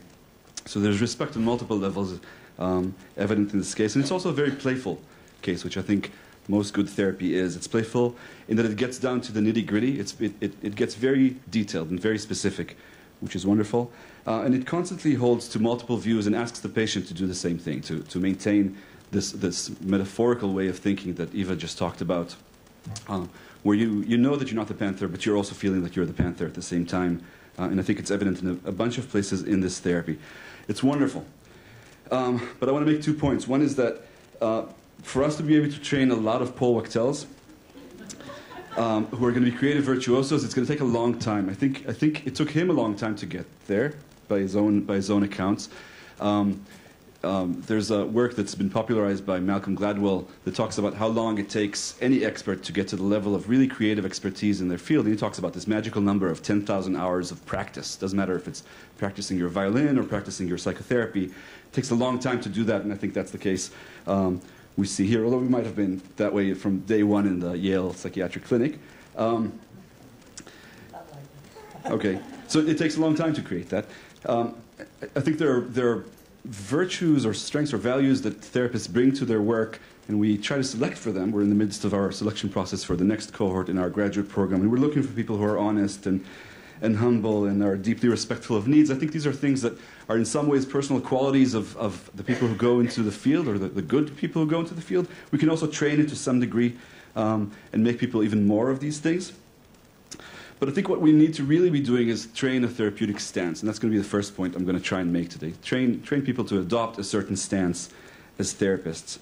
But once they have that stance, they also need to know stuff. They need to know and use the things that will allow them to do this, and so we need to provide them with therapeutic toolboxes, and those are going to be the 2 main points, the idea of a stance and the idea of toolboxes that you use once you're in that stance, that I think will make an integrative therapist be a good one. Let me talk about the stance. I think that, what do I mean by a stance? The stance in different therapeutic approaches is different. The stance in the approach that I mostly follow, which is schema therapy, is the idea of a therapist providing limited reparenting because the patient's needs are paramount. That's the central thing we're trying to do in the therapy. The stance in CBT is to be a collaborative empiricist. The stance in Freudian therapy is to be therapeutically neutral. And there are different stances. I think that if we train people to be integrative therapists, we need to train them into a particular stance from a very early stage. We had a conversation about this yesterday, Eva and I, and she suggested we can think about therapy integration using the idea of bilingual children or bilingual people who learn 2 languages. And I think that the idea of languages and accents has been present in a bunch of the talks today. I have bilingual children because my wife speaks English to them. And we've been told that they'll have speech delays because they're learning 2 languages simultaneously, but ultimately this is good. They'll be better adaptive in the world. They'll be more marketable. They'll be able to go to the States. They'll be able to code switch and do both things, speaking English, speaking Hebrew. It promotes constructive thinking. It does all these wonderful things. But I think it's a really great metaphor for eclecticism. it's not a good metaphor for what integration asks us to do. I think to be integrative, and the aspiration in being integrative is to really develop a third language, a third and new language out of those new things. Esperanto is a new language developed out of basic practices of component languages. I don't speak it myself, but I wish I did. In an Esperanto-focused therapy stance, or in a stance that adopts this approach that has more than one language really integrated it, I think we want trainees and therapists to have certain underlying features. And these underlying features, might seem like they come from a particular approach, but I really think they're true for any kind of integrative model, at least the ones that I'm familiar with. And again, schema therapy is the example that I have in mind. We want therapists to base their work on a case formulation. That's the idea that Eva talked about earlier. We want that case formulation to be an integrative one, but we want it to be present in the therapy. We want them to be attentive both to the etiology and to the maintenance, to the things that maybe cause these historically, but also to the things that maintain whatever suffering is happening right now. We want goals. I don't care what the goals are, but we want goals to be there. We want the therapy to have some goals. We really want them to be creative and flexible in tailoring it to the individual, which is why I nodded feverishly when I heard Eva say that the example Paul gave us was one of really great CBT. This was a really wonderful and flexible adaptation of using a behavioral protocol in this case. And we also want our therapists to be really specific, to focus on real lived experience. And this is, I think, a part of the integration that maybe hasn't gotten as much attention today. We talked a lot about the integration of behavioral principles, or behavioral and cognitive principles, with dynamic principles. But really, there's a third and very influential tradition in psychotherapy, which is the experiential, humanistic tradition. And I think the major component there is the idea of focusing on lived experience and trying to get to that experience. And in many ways, the examples that Eva calls metaphors, and that were very evident in the work that Paul was illustrating, are not metaphors in my book. They're images. They're imagery exercises. There's things that make you feel something. They're things that evoke emotions. And I think when you do that, when you focus on either real or imagined experiences, but you focus on the experience itself and not on talking about it, you're in an integrative therapeutic stance. But stance is not enough. I think when we are in that stand, we need to do things. And the things we need to do are going to be different, maybe from one integration to another. But in all cases, I think they're going to involve knowing about psychopathology really well, understanding that in different forms of psychopathology, we're called to do different things. We need to understand the effects of culture and gender and history of this particular patient, and not just the patient, but also society in general, how they matter. We need to know that there are specific interventions that work, and I think that was an example that was very clear here. But these things don't have to be brand-name therapies. We don't have to, to apply a protocol. We need to apply the basic principles underlying these protocols. And you may ask yourself what these principles are. I think they were mentioned before. Neely mentioned them in her talk, and I think Paul mentioned them earlier too. I don't know what the comprehensive list is, but I have a list that is in my mind. I think about combating avoidance, tolerating distress in various ways, and tolerating other emotions, training attention in unique ways, either towards or away things, construing things at the right level, thinking when it is time to think broadly and when it is time to think specifically, diffusing thoughts and actions. These come out of different orientations, and maybe the last couple of examples come more out of ACT. The next example comes out of schema therapy, the idea of recognizing core needs as a core principle process in therapy, of accepting the multiplicity of selves. I think there are many other examples of this. In a way, the case that the case of John that Paul presented included most, if not all, of these things. I think there were examples of all these principles at work in a way that is wonderful and integrative. So back to the 2 points that I wanted to make. One is that even if we do have 10,000 hours of practice, we're not going to all end up being exactly Paul Wachtel, and I think that's wonderful. We'll end up different integrative therapists. I wanted to use this image of all of us being Paul Wachtel, and it's a little scary. But we can teach and train therapists to work integratively, and if we do that, we'll need to do two things. One is to train them to adopt a specific therapeutic stance, and the other is to use specific therapeutic toolboxes or techniques that fit with that stance. And when we do that, It's like learning Esperanto. It's going to be a new language for them. It's something, back to the slides that Danny presented earlier. I think there's an argument for doing this early rather than later. I think this is something we should do really early on. I tend to work, some of the people in this room are people I'm supervising now or supervised in the past in their second year of graduate training, and I might be too late by the time I meet you. It might be too late to do this, but maybe not. Or maybe too early, I don't know. And this new language is going to be one that has a lot of influences on it. It certainly has a grammar and accents and even entire words or lexicons that are taken from other languages, but it's new in many ways. Thanks. A case illustration. I also really will be sort of providing a bridge to this morning's discussion, because it really, the way I want to begin talking about the case really addresses issues of training as well, in the sense that I want to start with some of the most common questions that I encounter from my students when they are thinking about how they might work integratively and what feels to them a little scary or uncomfortable about it. They, for example, they know that I teach in a program, a PhD program that is somewhat integrative, but probably primarily psychodynamic in its orientation. And so the students have mostly been trained psychodynamically, though they are learning some about other modalities. But some of these questions, I think, particularly come out of their psychoanalytic anxieties, so to speak. They ask things like, do you warn the patient when you're going to make a switch from one modality to the other? And if you make that switch, how do you go back again? That worries them. When do you decide to do one or the other? Is another question that comes up a lot.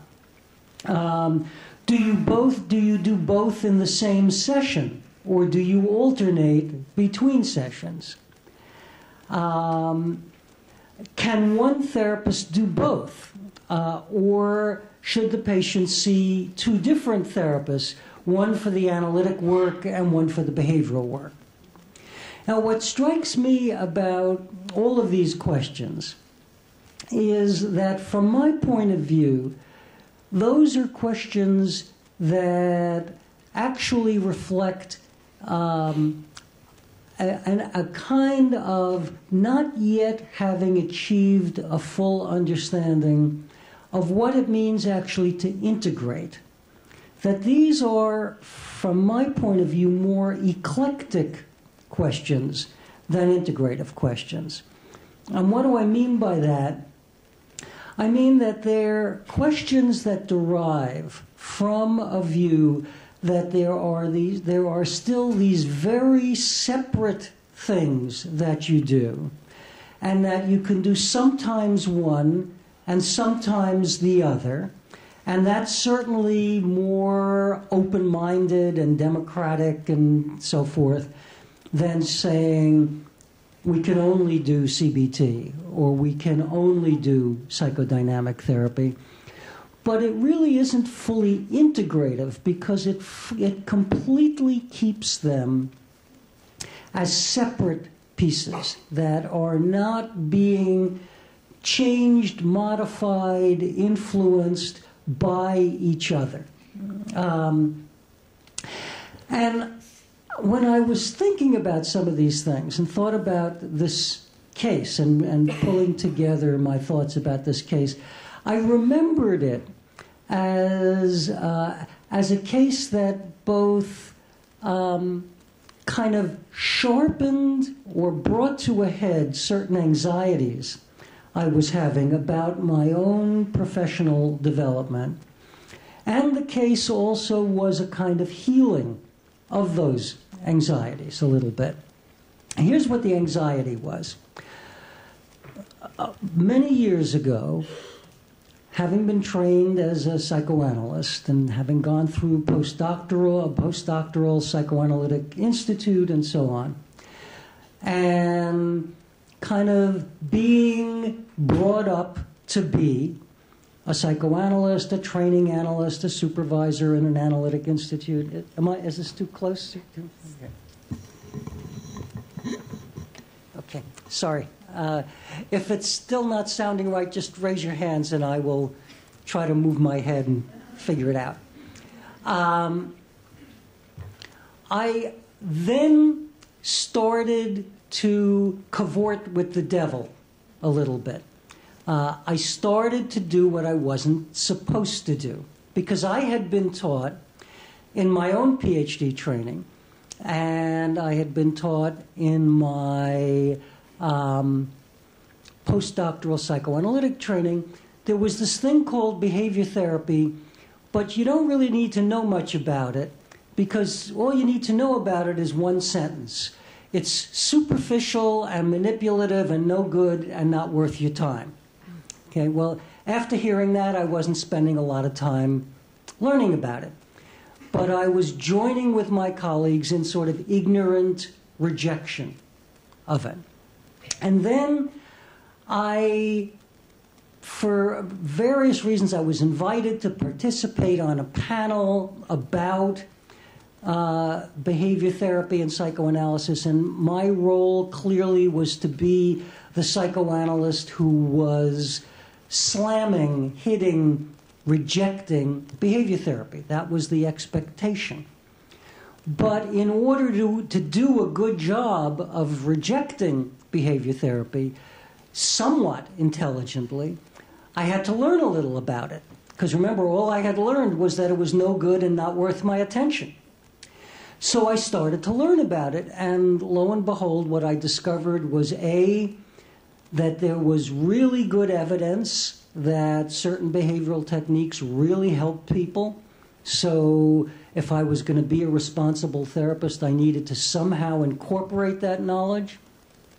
And then beyond that, I began to see, as you'll be hearing through these 3 days, ways in which not only was it effective, but it was more potentially compatible with the version of psychoanalytic thought that had been evolving for me than I had realized. So I began to get very interested in integration and get training from leading behavior therapists. I didn't go back into a second postdoctoral training. I wasn't that masochistic. But I spent a lot of time studying really closely with most of the leading behavior therapists of that time who were on the East Coast of North America. I didn't want to travel to California and so on, but I went as far as Philadelphia, about 90 miles, and to Stony Brook, which was about 40 or 50 miles in a different direction, and a few other places. That started around 1969 or 70. I wrote my first book in 1970. It came out in 1977. 1973, I was in Joseph Wolpe's training program, summer training program in behavior therapy, and worked with him and Edna Foa and Alan Goldstein and a few other people there. And then I made contact with Arnold Lazarus and then with Jerry Davison and Marvin Goldfried and Stony Brook, and sort of put together a kind of an eclectic behavior therapy training program. And what I was learning, of course, were specific behavioral techniques. I learned to do behavior therapy the way behavior therapists did behavior therapy. And that was the foundation for my initial arguments that were getting me into so much trouble with my psychoanalytic colleagues. In other words, I was suddenly, how did this good boy go wrong? You know, why was I suddenly doing this ridiculous thing? So I was sticking my neck out, but I had conviction that this was making sense.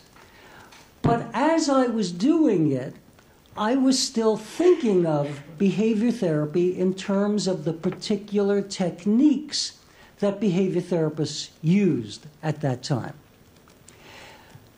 And I practiced that way for a number of years. And then I began to notice that I was not using many behavioral techniques in my work. And I really got worried. I really thought, well, here I've gone out on a limb and I've made this argument, and now it looks like if I look at my own actual behavior, does this mean that I don't believe my own arguments? Or that my own arguments may sound good in the abstract, but I'm not seeing them of value in my clinical sessions? Why was I doing so few specific, classic behavioral interventions? And then I realized with the case I'm going to talk about that the reason I wasn't was related to this business of the accents that I was talking about before lunch. That what I was doing psychoanalysis with a behavioral accent and behavior therapy with a psychoanalytic accent. That the reason that those students' questions no longer seemed relevant to me is that I wasn't most of the time switching from one modality to another. And certainly there's still some times that I do. There are still times I make specific interventions.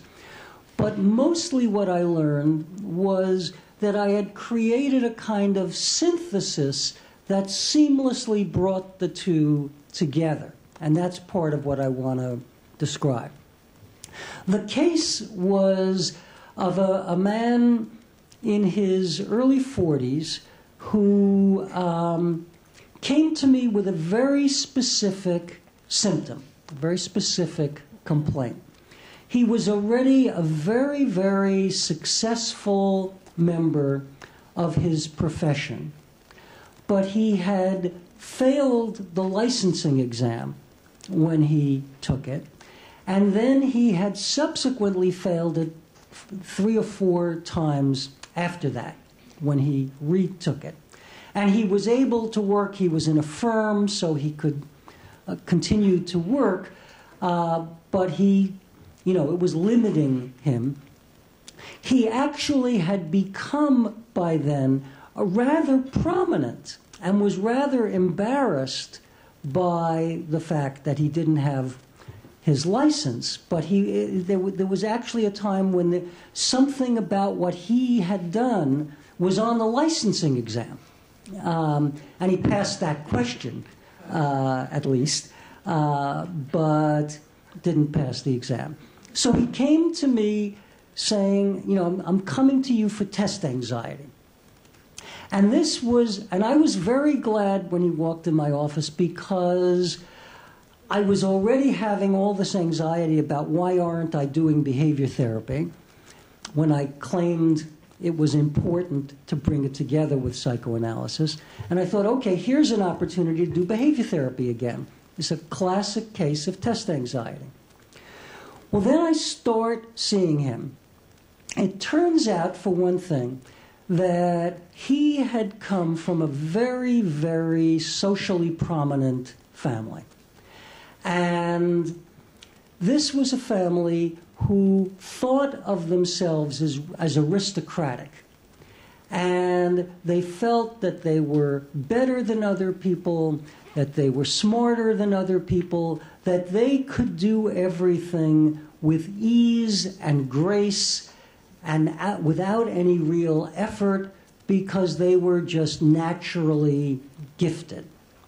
So you can imagine the impact of that message on a man who now has to study for a licensing exam that he has failed 4 times when he should have passed it easily.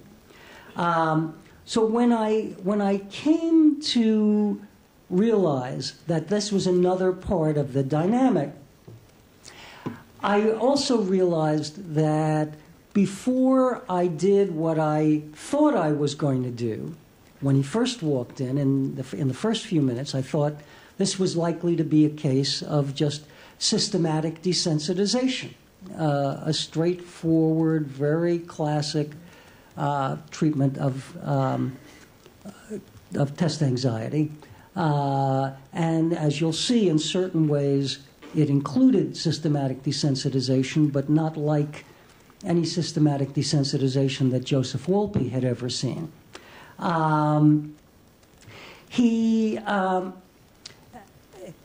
This family ethic that I was just talking about, this we are aristocrats and so on, was something that had been communicated in various ways, often kind of subtly, not necessarily completely explicitly. And he didn't describe it at the outset. The first thing I was struck by was just all of his efforts, although he was himself nominally very modest and politically, socially seemed very liberal in his outlook and way of presenting himself.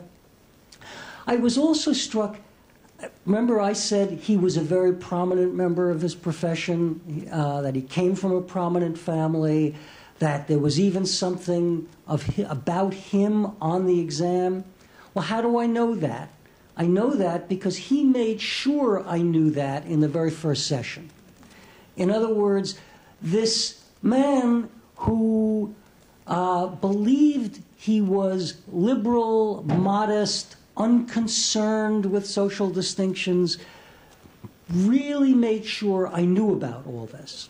So I was hearing this through the filter of my psychoanalytic training, in the sense of trying to pick up and be attentive to all of the subtle and not explicit cues that get communicated. And it was clear that he was very uncomfortable being in the role of the patient. You know, that felt to him like a one-down kind of role. But I was also concerned, and this has been a concern of mine for many years. It was the subject of my book on therapeutic communication, and is sort of pervasive in the way I think for a long time. I was very concerned that most psychoanalytic interpretations, or many, not most is probably overstating it, but many psychoanalytic interpretations are subtly and unwittingly critical and point out to people what's wrong with them, how they're deceiving themselves, how they're hiding things from themselves, and so on. So I wanted to find a way to inquire into this tendency without seeming to criticize him. So what I did was I wondered out loud if his parents had been very concerned about status and what the impact on him might be.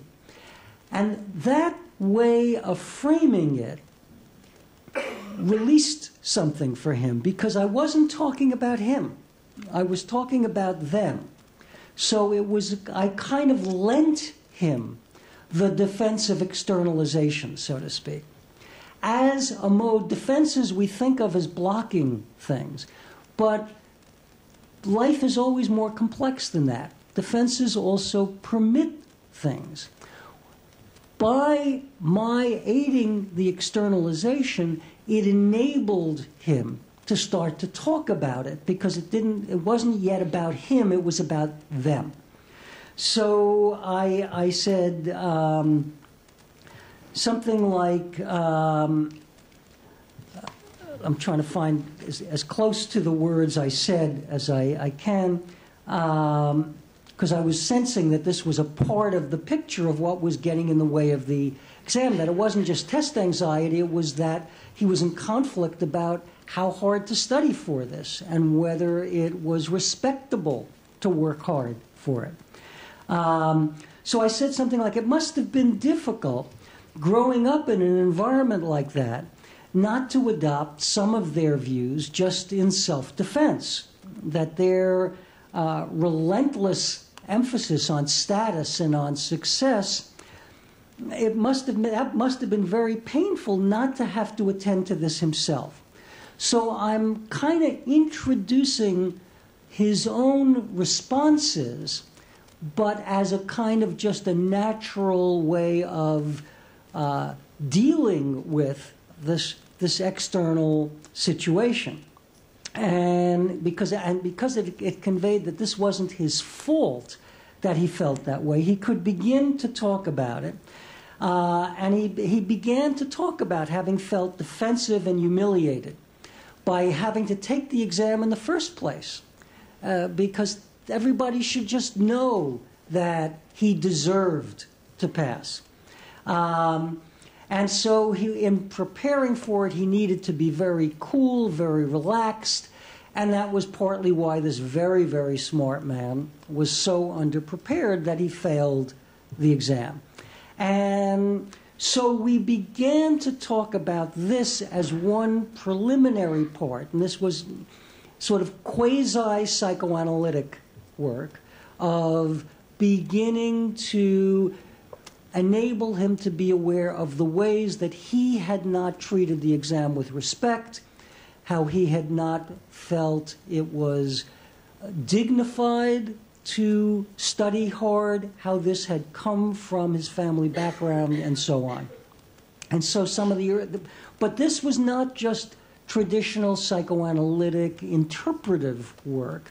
This was very much directed toward helping him make a plan for study that would feel comfortable to him, that would feel consistent with his sense of self. So this was one part of the beginning that was already in some sense integrative, because it was both using my understanding of his conflicts but pointing it toward his preparation. But then we did move towards systematic desensitization. And my expectation was that, okay, now we're going to do straightforward, right out of the box, take off the plastic wrapping. This is systematic desensitization the way it was meant to be, the way it was packaged right away. And we started doing it with a sort of standard. I taught him, we did relaxation training. I created a hierarchy with him. Particularly, we worked on a temporal hierarchy. We had him go through a set of images. It's a month before the exam. It's 2 weeks before the exam. It's a week. It's a day. And he's, picturing taking the exam. We had a kind of geographic hierarchy. He's in his room. He gets onto the subway. He's getting close to the exam room. He's, about to enter the exam room, and so forth. Very straightforward. First interesting thing that happened was when I had him picture, he's moving along the hierarchy nicely, and I have him picture, okay, it's the day before the exam, and you're going to the exam room to look it over. And you're just walking into the building. I wanted to sort of take the anxiety out of some of the cues associated just with the door to the room and the path there and so on. And I have him picture walking up to the door of the exam, and he then starts to look very uncomfortable. All up till then it had gone very smoothly, his anxiety just the way it's supposed to, kept diminishing, and that's why we would go on to the next step and so on. Suddenly he looked anxious. I said, gee, it looks like suddenly you were feeling more anxious. Did anything happen? And he said, yeah, I'm picturing walking up to the exam room, and there's the guard who looks at everybody's ID as they walk in the door. And the guard is looking at me thinking, who is this fool who comes to take the exam every year? What's wrong with him? And he felt humiliated.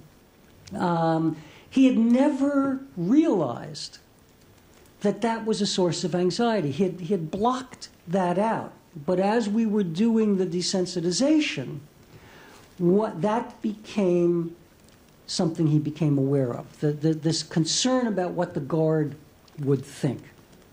And so two things are interesting here. One is systematic desensitization, if it's done by a therapist who is sensitive to the person's internal state and communicates to the patient that you are interested in their subjective experience. You're not just following a manual or a protocol. Systematic desensitization became a source of insight. They're not incompatible. In fact, they, in this case and in many instances, exposure and other behavioral methods can enhance and promote insight. If the therapist isn't sticking mechanically to the manual, but is sensitive to what is going on. Second interesting thing that I want to highlight about this is that I then didn't rest comfortably simply with, quote, insight. Oh, now he understands this humiliation, everything will be all right. We all really know from our experience, some of us acknowledge it to ourselves more than others, that insight alone rarely, just by itself, leads to change. But it's important in its own right and as a guide. So we started to talk about, well, gee, it really sounds like that's one of the things that's getting in your way. Let's think about what to do about that. Should we do desensitization in which his critical voice becomes the anxiety focus which you try to desensitize to? And that would have been one option, but as we talked about it, he hit on the idea, well, what if I take the exam in a different part of the state, where I'm going somewhere where the guard won't recognize me, where I won't have to, at least that, to worry about, because he didn't need extra worries because he had already failed 4 times. We wanted to make it as easy as possible. That really made him feel very much more confident. It was, in a certain sense, a different kind of behavioral intervention. Change the behavior, go take it in a different place. Some traditional analysts might say, well, that's an avoidance of something. I wasn't so concerned about avoiding something except avoiding his failing the exam again. So since it came from him and he was comfortable with it, that was one piece of what happened. But even more interesting things started to happen as we continue. We went back to the systematic desensitization. And let me describe some of the images. First, okay, he again is picturing visiting the exam room the day before the exam. And the idea was just for him to acclimate to the setting in imagination, but hopefully by extension to the setting when he was there. And I asked him, all in imagination, of course, he was always in my office, to look around the room, the exam room. I asked him to touch the various surfaces, the desk and walls. I asked him about the desk. I asked him, what's the desk made of? Why did I ask a strange question like that? I was hoping, and it turned out to be the case, that what he was picturing was the desk was made of wood. I preferred wood to metal or formica. The reason was wood has a texture so that when you run your hands along wood, you feel the little nicks and things on the wood that it's not smooth. So there's a tactile dimension. I wanted the imagery to be as multisensory as possible. I didn't want it to be highly intellectualized and abstract. I wanted it to be experienced. So I wanted him to picture this and feel it in his fingertips, even if in imagination. Then I asked him, look at the lights. What kind of lights are in the room? Are they fluorescent or are they incandescent? Again, that sounds like, why would I be concerned with that crazy question? Which one did I hope for? You can all sort of take a second to guess. The answer was I hoped they were fluorescent. Why? Because fluorescent lights have that annoying little buzz, you know, that buzz of fluorescent lighting. That provides an auditory dimension to the imagery. Again, making it more concrete and vivid rather than just abstract, saying the words, I'm in the room. I wanted him to experience being in the room. So now we had not just the visual, but the auditory and the tactile experience. And that was really helping, it seemed, to deepen his experience, because then suddenly a new set of images came forth. He first spontaneously has the association that the room looked like a morgue. And then he says the rows of desks in the room, as he's looking at this exam room, seemed like countless graves covering the site of a battlefield. Now, this is not the kind of report you usually get doing systematic desensitization. But if you do systematic desensitization with a psychoanalytic accent, you can get this kind of mixture. And then he said he felt, after seeing the graves in the chairs, he said he felt overcome with a feeling of impotence, which, of course, is a very interesting transitional word, so to speak. It's a word that a psychoanalyst, of course, is going to hear all sorts of meanings to. But it also was the feeling just of, can I cope with this exam? It was a multi-meaning bridge word of sort. I asked him then, the psychoanalytic side of me says to him, clearly, I'm sure to all of you, but in some way subtly to him, he never quite consciously called me on what I was doing or saying. I said to him, see if you can picture yourself as firm and hard and ready to do battle. Okay? We're merging the various meanings. He's going to do battle with the exam, but firm and hard. I left it ambiguous what firm and hard meant. He then said, I feel much better and stronger. And then he spontaneously, and the psychoanalysts in the room will, I think, take pleasure at this. He's a wonderful patient. He used imagery in an extraordinary way. He spontaneously had an image of holding a huge sword and being prepared to take on a dragon. Okay, so we're working on multiple levels where the behavioral and the dynamic are not at war with each other, but are aligned with each other. And then he associates this to our various discussions of his treating the exam as a worthy opponent and taking it seriously and yet being able to master it. And he was exhilarated by this image, and that I suggested that he engage in this kind of imagery at home between sessions. And he liked that idea. He was very enthusiastic about that idea.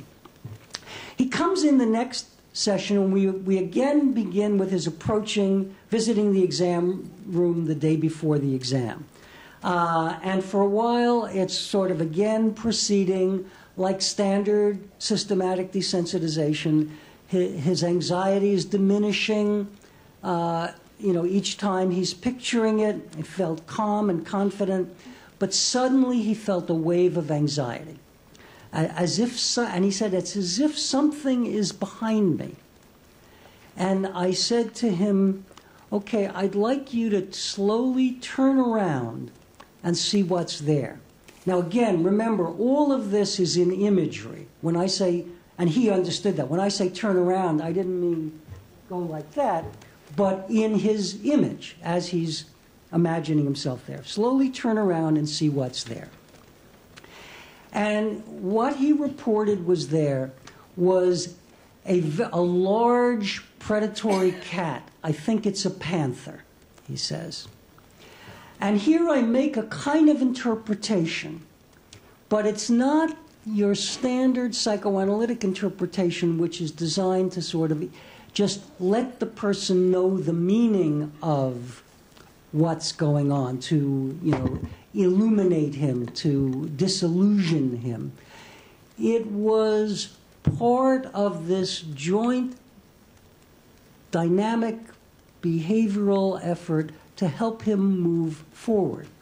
And it had also a narrative element. It combined elements of psychoanalytic, behavioral, and narrative therapy. And of course, as much narrative therapy has, it had elements of suggestion in it. And some of what we may end up discussing is there a place for suggestion in the sensibility of psychoanalytic work? And I believe that there is. That's another one of the mistakes, I think, that got made in psychoanalysis, to distinguish too sharply between psychoanalysis and suggestion, but we can leave that for later if that comes up. But you'll hear clear elements of suggestion in everything I'm going to say in this next section of the work with him. I said, it seems to me that the panther probably represents your own power and aggression, and that it's a threat to you only as long as you keep it outside of yourself and out of sight. And that it's dangerous because you realize it's being left out, and that you need that panther to devour the exam. So we've got to get the panther back into you. So it's not an interpretation that sort of says, you're more aggressive than you realize, you've got this defended against aggression. This is an inviting of the aggression back into him as a good thing, in a sense. So I asked him if he could reappropriate the panther part of himself. And I said, I think what you feel threatened by is your own power, your own coiled intensity, I said. Again, highly suggestive, linking him to the panther, but also implying that he could spring upon the unsuspecting prey, being the exam. So he pictured the panther being absorbed into himself, kind of merging. I don't know if any of you have seen the Bergman film Persona. There's a scene in Persona where two women, a mental patient and her nurse, are on the screen, and it was Liv Ullmann and Bibi Andersson, who are both beautiful Nordic-looking women, so they sort of look somewhat similar, at least to my dark Semitic eyes. They're there on the screen, and there's this scene where the two images come closer and closer and eventually merge. And that's sort of what he was doing with himself and the panther. And then I said to him the following about panthers. And I have to say, I'm not an expert on panthers. I never studied zoology. I go to a lot of zoos. And I did go on a safari to Africa once. And I watch nature shows sometimes. So I was creating a story, a kind of a just so story, half true, maybe true. I don't know how much of it is true, but it had psychological truth for him, I think. I said, you know, I'm thinking about why you would choose a panther to represent your own aggression. I mean, you know, he had sort of, the idea that this had to do with his aggression, we had kind of agreed on it. It made sense to him. But after all, you can represent aggression as a gun, as a knife, as a bomb, in a million ways. How come a panther? And I said, you know, I have some thoughts about why it might be that you chose a panther in particular. I said that, you know, it occurs to me that panthers are not only strong and purposeful, but they're also meticulous and supremely respectful of their prey. Okay? And clearly, at some level, we both know the prey is the exam. Okay? But I'm sort of giving him a kind of lifeline toward being able to find a way to feel respectable, not humiliated by having to study hard this time. So he's like a panther. Okay, I'm almost there. I said, despite being awesome creatures, panthers don't take their prey lightly. Panthers don't act as if it's beneath their dignity to stalk for hours, crawling on their bellies through the mud to track their prey. They become diligent students who are the world's experts on the habits of the particular deer or antelope or whatever it is that they are tracking, and that their expertise is not the result just of instinct or superb natural equipment, the aristocratic part that he needed to identify with, but of their attention to detail and a respect for the difficulty of the task of conquest that nature required of them. Their grace might look effortless, but it was far from casual. Panthers are supremely serious. And he really, you know, he was glowing. He loved this story. And he had, I'll just tell one thing and I'll stop. But there's one image that gave me the confidence. I knew he would pass the exam this time. Fortunately, I was right. I mean, I could have been wrong. But you'll see why I was confident. He took the panther within him, and he felt really strong and ready and steady. And then he had the image that he was the panther, and out of each finger were his very sharp claws. But each claw was also a very sharp pencil that he was going to be using to write the exam. He'd be writing the exam with the sharp clawed pencil. And at that point, I thought, this man's going to pass the exam. But this gives you some sense of the merger of the two, where they're not two separate things, but sort of merged together in some sort of synthesis. So let me stop here and give others a chance to comment.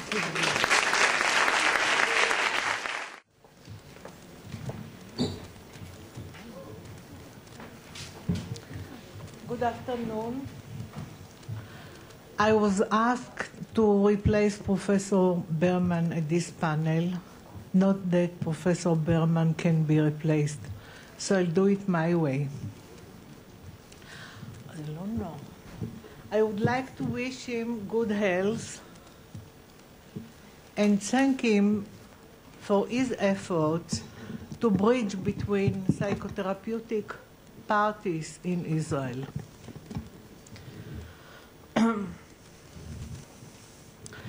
Professor Wachtel, thank you very much for your stimulating talk, which evoked in me some thoughts, questions, and associations, on which I am going to talk associatively. But first, I wish to share with you all two personal stories. The first one. When I was a young psychologist, I worked at a stress management clinic. One day, I was asked to meet an army officer who suffered from stage anxiety. Our clinic's director promised him that he will be cured after 6 to 12 sessions. I was expected to use CBT. At that stage in my professional development, I felt much more confident with the dynamic approach upon which I was trained and less comfortable with the language of CBT, which was for me then just a technique. But a promise is a promise, so I tried a number of different ways to help this guy using separate elements, as Professor Wachtel would say, but all of them with no success. One day my patient told me a dream he had the night before. In his dream he went to the kiosk to buy cigarettes, and the seller gave him an open package in which there were cigarettes collected from different packages. Oh, sorry. I guess the seller was an eclectic one. My second story. At the age of 38, I decided to learn flamenco, you know, the Spanish dance. Until then, I used to dance at parties. I loved dancing, and I thought I was a good dancer. Flamenco is a difficult dance with rigid rules, and you have to practice it at least 3 times a week. So while studying flamenco, which was a new language for me, my dancing experience was of no use to me, and needless to say, that my dancing self-image was undermined. Moreover, while exercising flamenco, I realized that I had to forget or abandon my familiar dancing steps in order to exercise the unique steps and movements of the flamenco dance. So for a while, I couldn't dance freely anymore, and I felt somewhat confused. But gradually, I became confident enough with my new dance. The dividing line between party dancing and flamenco began to blur, as Professor Wachtel would say, and the flamenco steps were integrated into my dancing. I was not totally aware of it, but I was told that my party dancing had improved. While my eclectic experience was totally conscious and intentional, my integrative experience was unintentional. It just happened. It is not by coincidence that I have shared with you my dancing experience. Since I became a therapist, I have been preoccupied with the question of how we can integrate the body, the real body, into psychotherapy. Or quoting my seminar title, Psychotherapy, Where Has the Body Gone? While mind and emotions are being integrated in research as well as in psychotherapy, the body has been neglected for too many years, thereby preserving the dualistic approach. There are some possible explanations for this situation. First of all, the body is associated with desire, eroticism, shame, and also death. But aren't all of these central elements in our life? According to Kruger, as well as other theoreticians, the body and its evolving mental representations are the foundation of a sense of self. In his illuminating book, Integrating Body Self and the Psychological Self, Kruger argues, the earliest imprint of mother on the child is through the bodily sensations and feelings. The earliest body contact reciprocity, and attunement to body fluids, sensations, sensory matching, and secure holding emerged from a time before there were words or language. These somatic memories are encoded and stored or imprinted in our bodies and then retrieved as somatic experiences.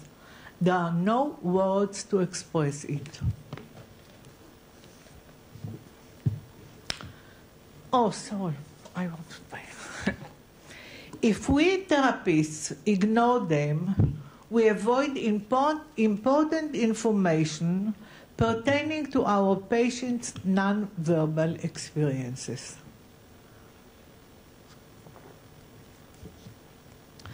Sometimes I wonder how it is possible that in the 21st century, psychotherapists still maintain the division between mind and body. It is tempting to say that the reason is that these therapists were not trained to work with body language. Maybe we need body accent, as you say. We'll talk about it. But this is not accurate. Actually, all of us experience bodily sensations. But according to Ferrari, we are going through a developmental process in which the body is being shaded, maybe repressed, and slowly we forget everything that intuitively we knew about body language. In psychotherapy, the body became a source of danger, and some therapists experience it, especially when touch is considered. So it happened that our own attunement to body-based states of awareness in therapeutic work has become a relatively neglected area of vivid clinical material. I'm quoting Kruger. Careful attention to the detail of sensual and sensory body communication and its associations may evoke somatic memories of experiences and provide us with this important material. I'm skipping a long paragraph on bodily countertransfers because we are short in time, and I would like to conclude that in each therapy room, both the patient and the therapist have bodies, and their bodies are talking. It might be about pain, deprivation, desire, etc., but somehow we have not integrated the body language into psychotherapy. The most we do is send our clients to dance therapists. But when your patient suffers from cancer, heart disease, or CFS, you can't ignore his body anymore. Regrettably, some therapists regard patients' bodily sensations and presentations, such as illness, diseases, as representing unsolved emotional conflicts. Others promise their clients health and wealth if they just be happy and think positively. I find these assumptions and promises quite irresponsible because we can't prove them. We still don't know enough about variables that mediate between emotions, conflicts, and bodily processes. We don't know how emotions communicate with cells. All that we currently know is how stress activates the central nervous system, the endocrine, and the immune systems. This knowledge is derived from the field of psychoneuroimmunology.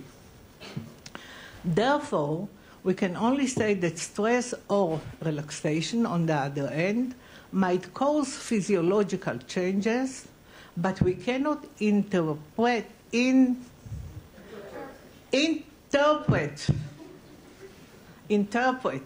bodily processes by using psychological variables because these two languages have not been integrated yet. What we need is a good theory which integrates these two constructs of body and psychological ego. So talking about aspirations, I hope that the process of integration between body self and psychological self in theory, research, and psychotherapy will be developed.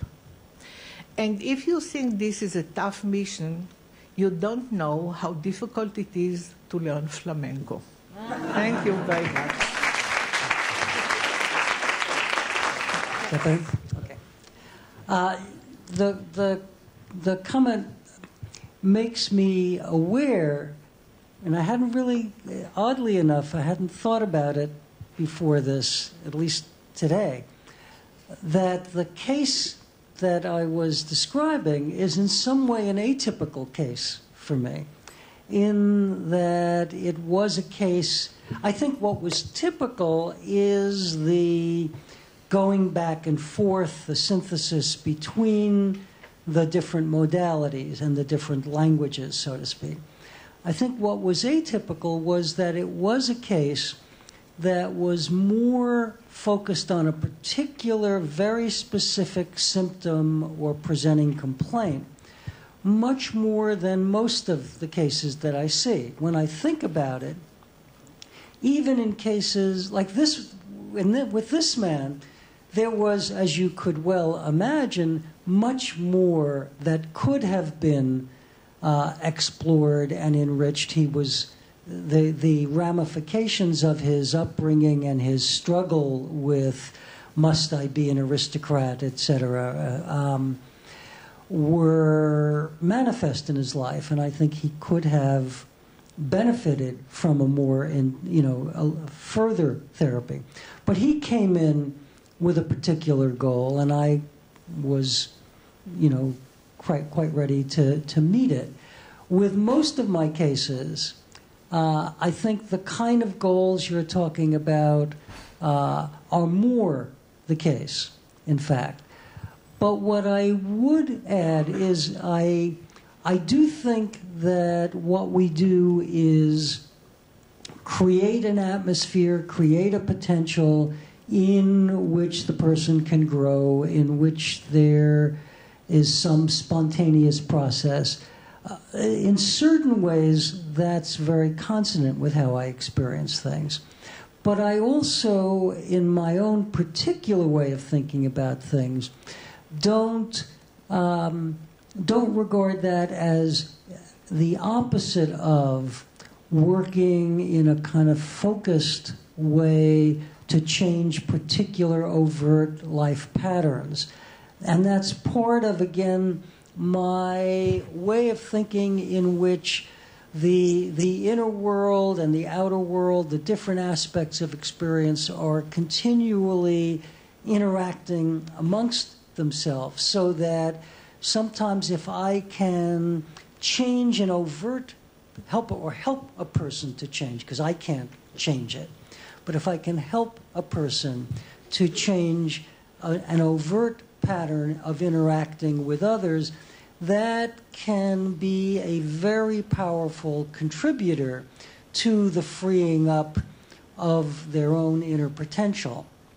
And a lot of what I'm doing, which fits with what you're doing, but which I think I approach from a somewhat different angle, is addressing the constrictions and inhibitions that prevent a person from being more fully and richly who they could be. But in overcoming those restrictions and inhibitions, because so many of them are learned in relation to the earliest attachment relationships, it doesn't happen easily or spontaneously, and it's been so woven into the ways we live from day to day, the ways we interact with people, that for me, helping them to change that is another part of the liberation that you're talking about. So I think there's a lot of consonance between what you're saying and what I'm saying, but we might be viewing it in somewhat different ways. Well, one of the things I loved about this session was that all four of us had our own unique voice. And it felt to me like what we were all talking about felt very consonant I saw, I felt very simpatico with just about everything that was said. And yet we were each different. And I thought Eshkol's, wonderfully ironic, being Paul Wachtel is absolutely right, that being Paul Wachtel is never the answer for anybody who's not Paul Wachtel, that we each find our own voice. And we heard 3 other versions that to me were sort of equally rich and equally interesting and equally therapeutic, and each in their own voice. And when I work with my students, they one of the earliest things is at a point where they are getting what I'm saying and liking it or trying. One of the things I then really emphasize is that now the important thing is to find the way to make it yours. We do that with our patients, too. We don't want them to become carbon copies of us. We want them to become more themselves, and I think that's just as true when we're training people. There still is some essential message, because, again, I heard a lot of consonance between the 4 of us. Even, there were differences also, but there's a tremendous consonance. But each of us spoke in our own voices. And I think beginning therapists sort of get stuck because they're always trying to sound like their supervisors. I feel, thinking about the 10,000-hour question, I know for me, a great moment in the development of my own abilities as a therapist, and I suspect it's true for lots of us here, was I became a better therapist the day after the last day I had any supervision. Supervision is a kind of necessary evil of sorts. We can't do without it, but we're stuck with it. And suddenly, when you don't have the supervisor, you become more fully yourself. And I think we all have to do that. One metaphor I'm seeing in front of me is the metaphor of the clock. The clock. So I will respect that. Okay, very concrete metaphor. Okay.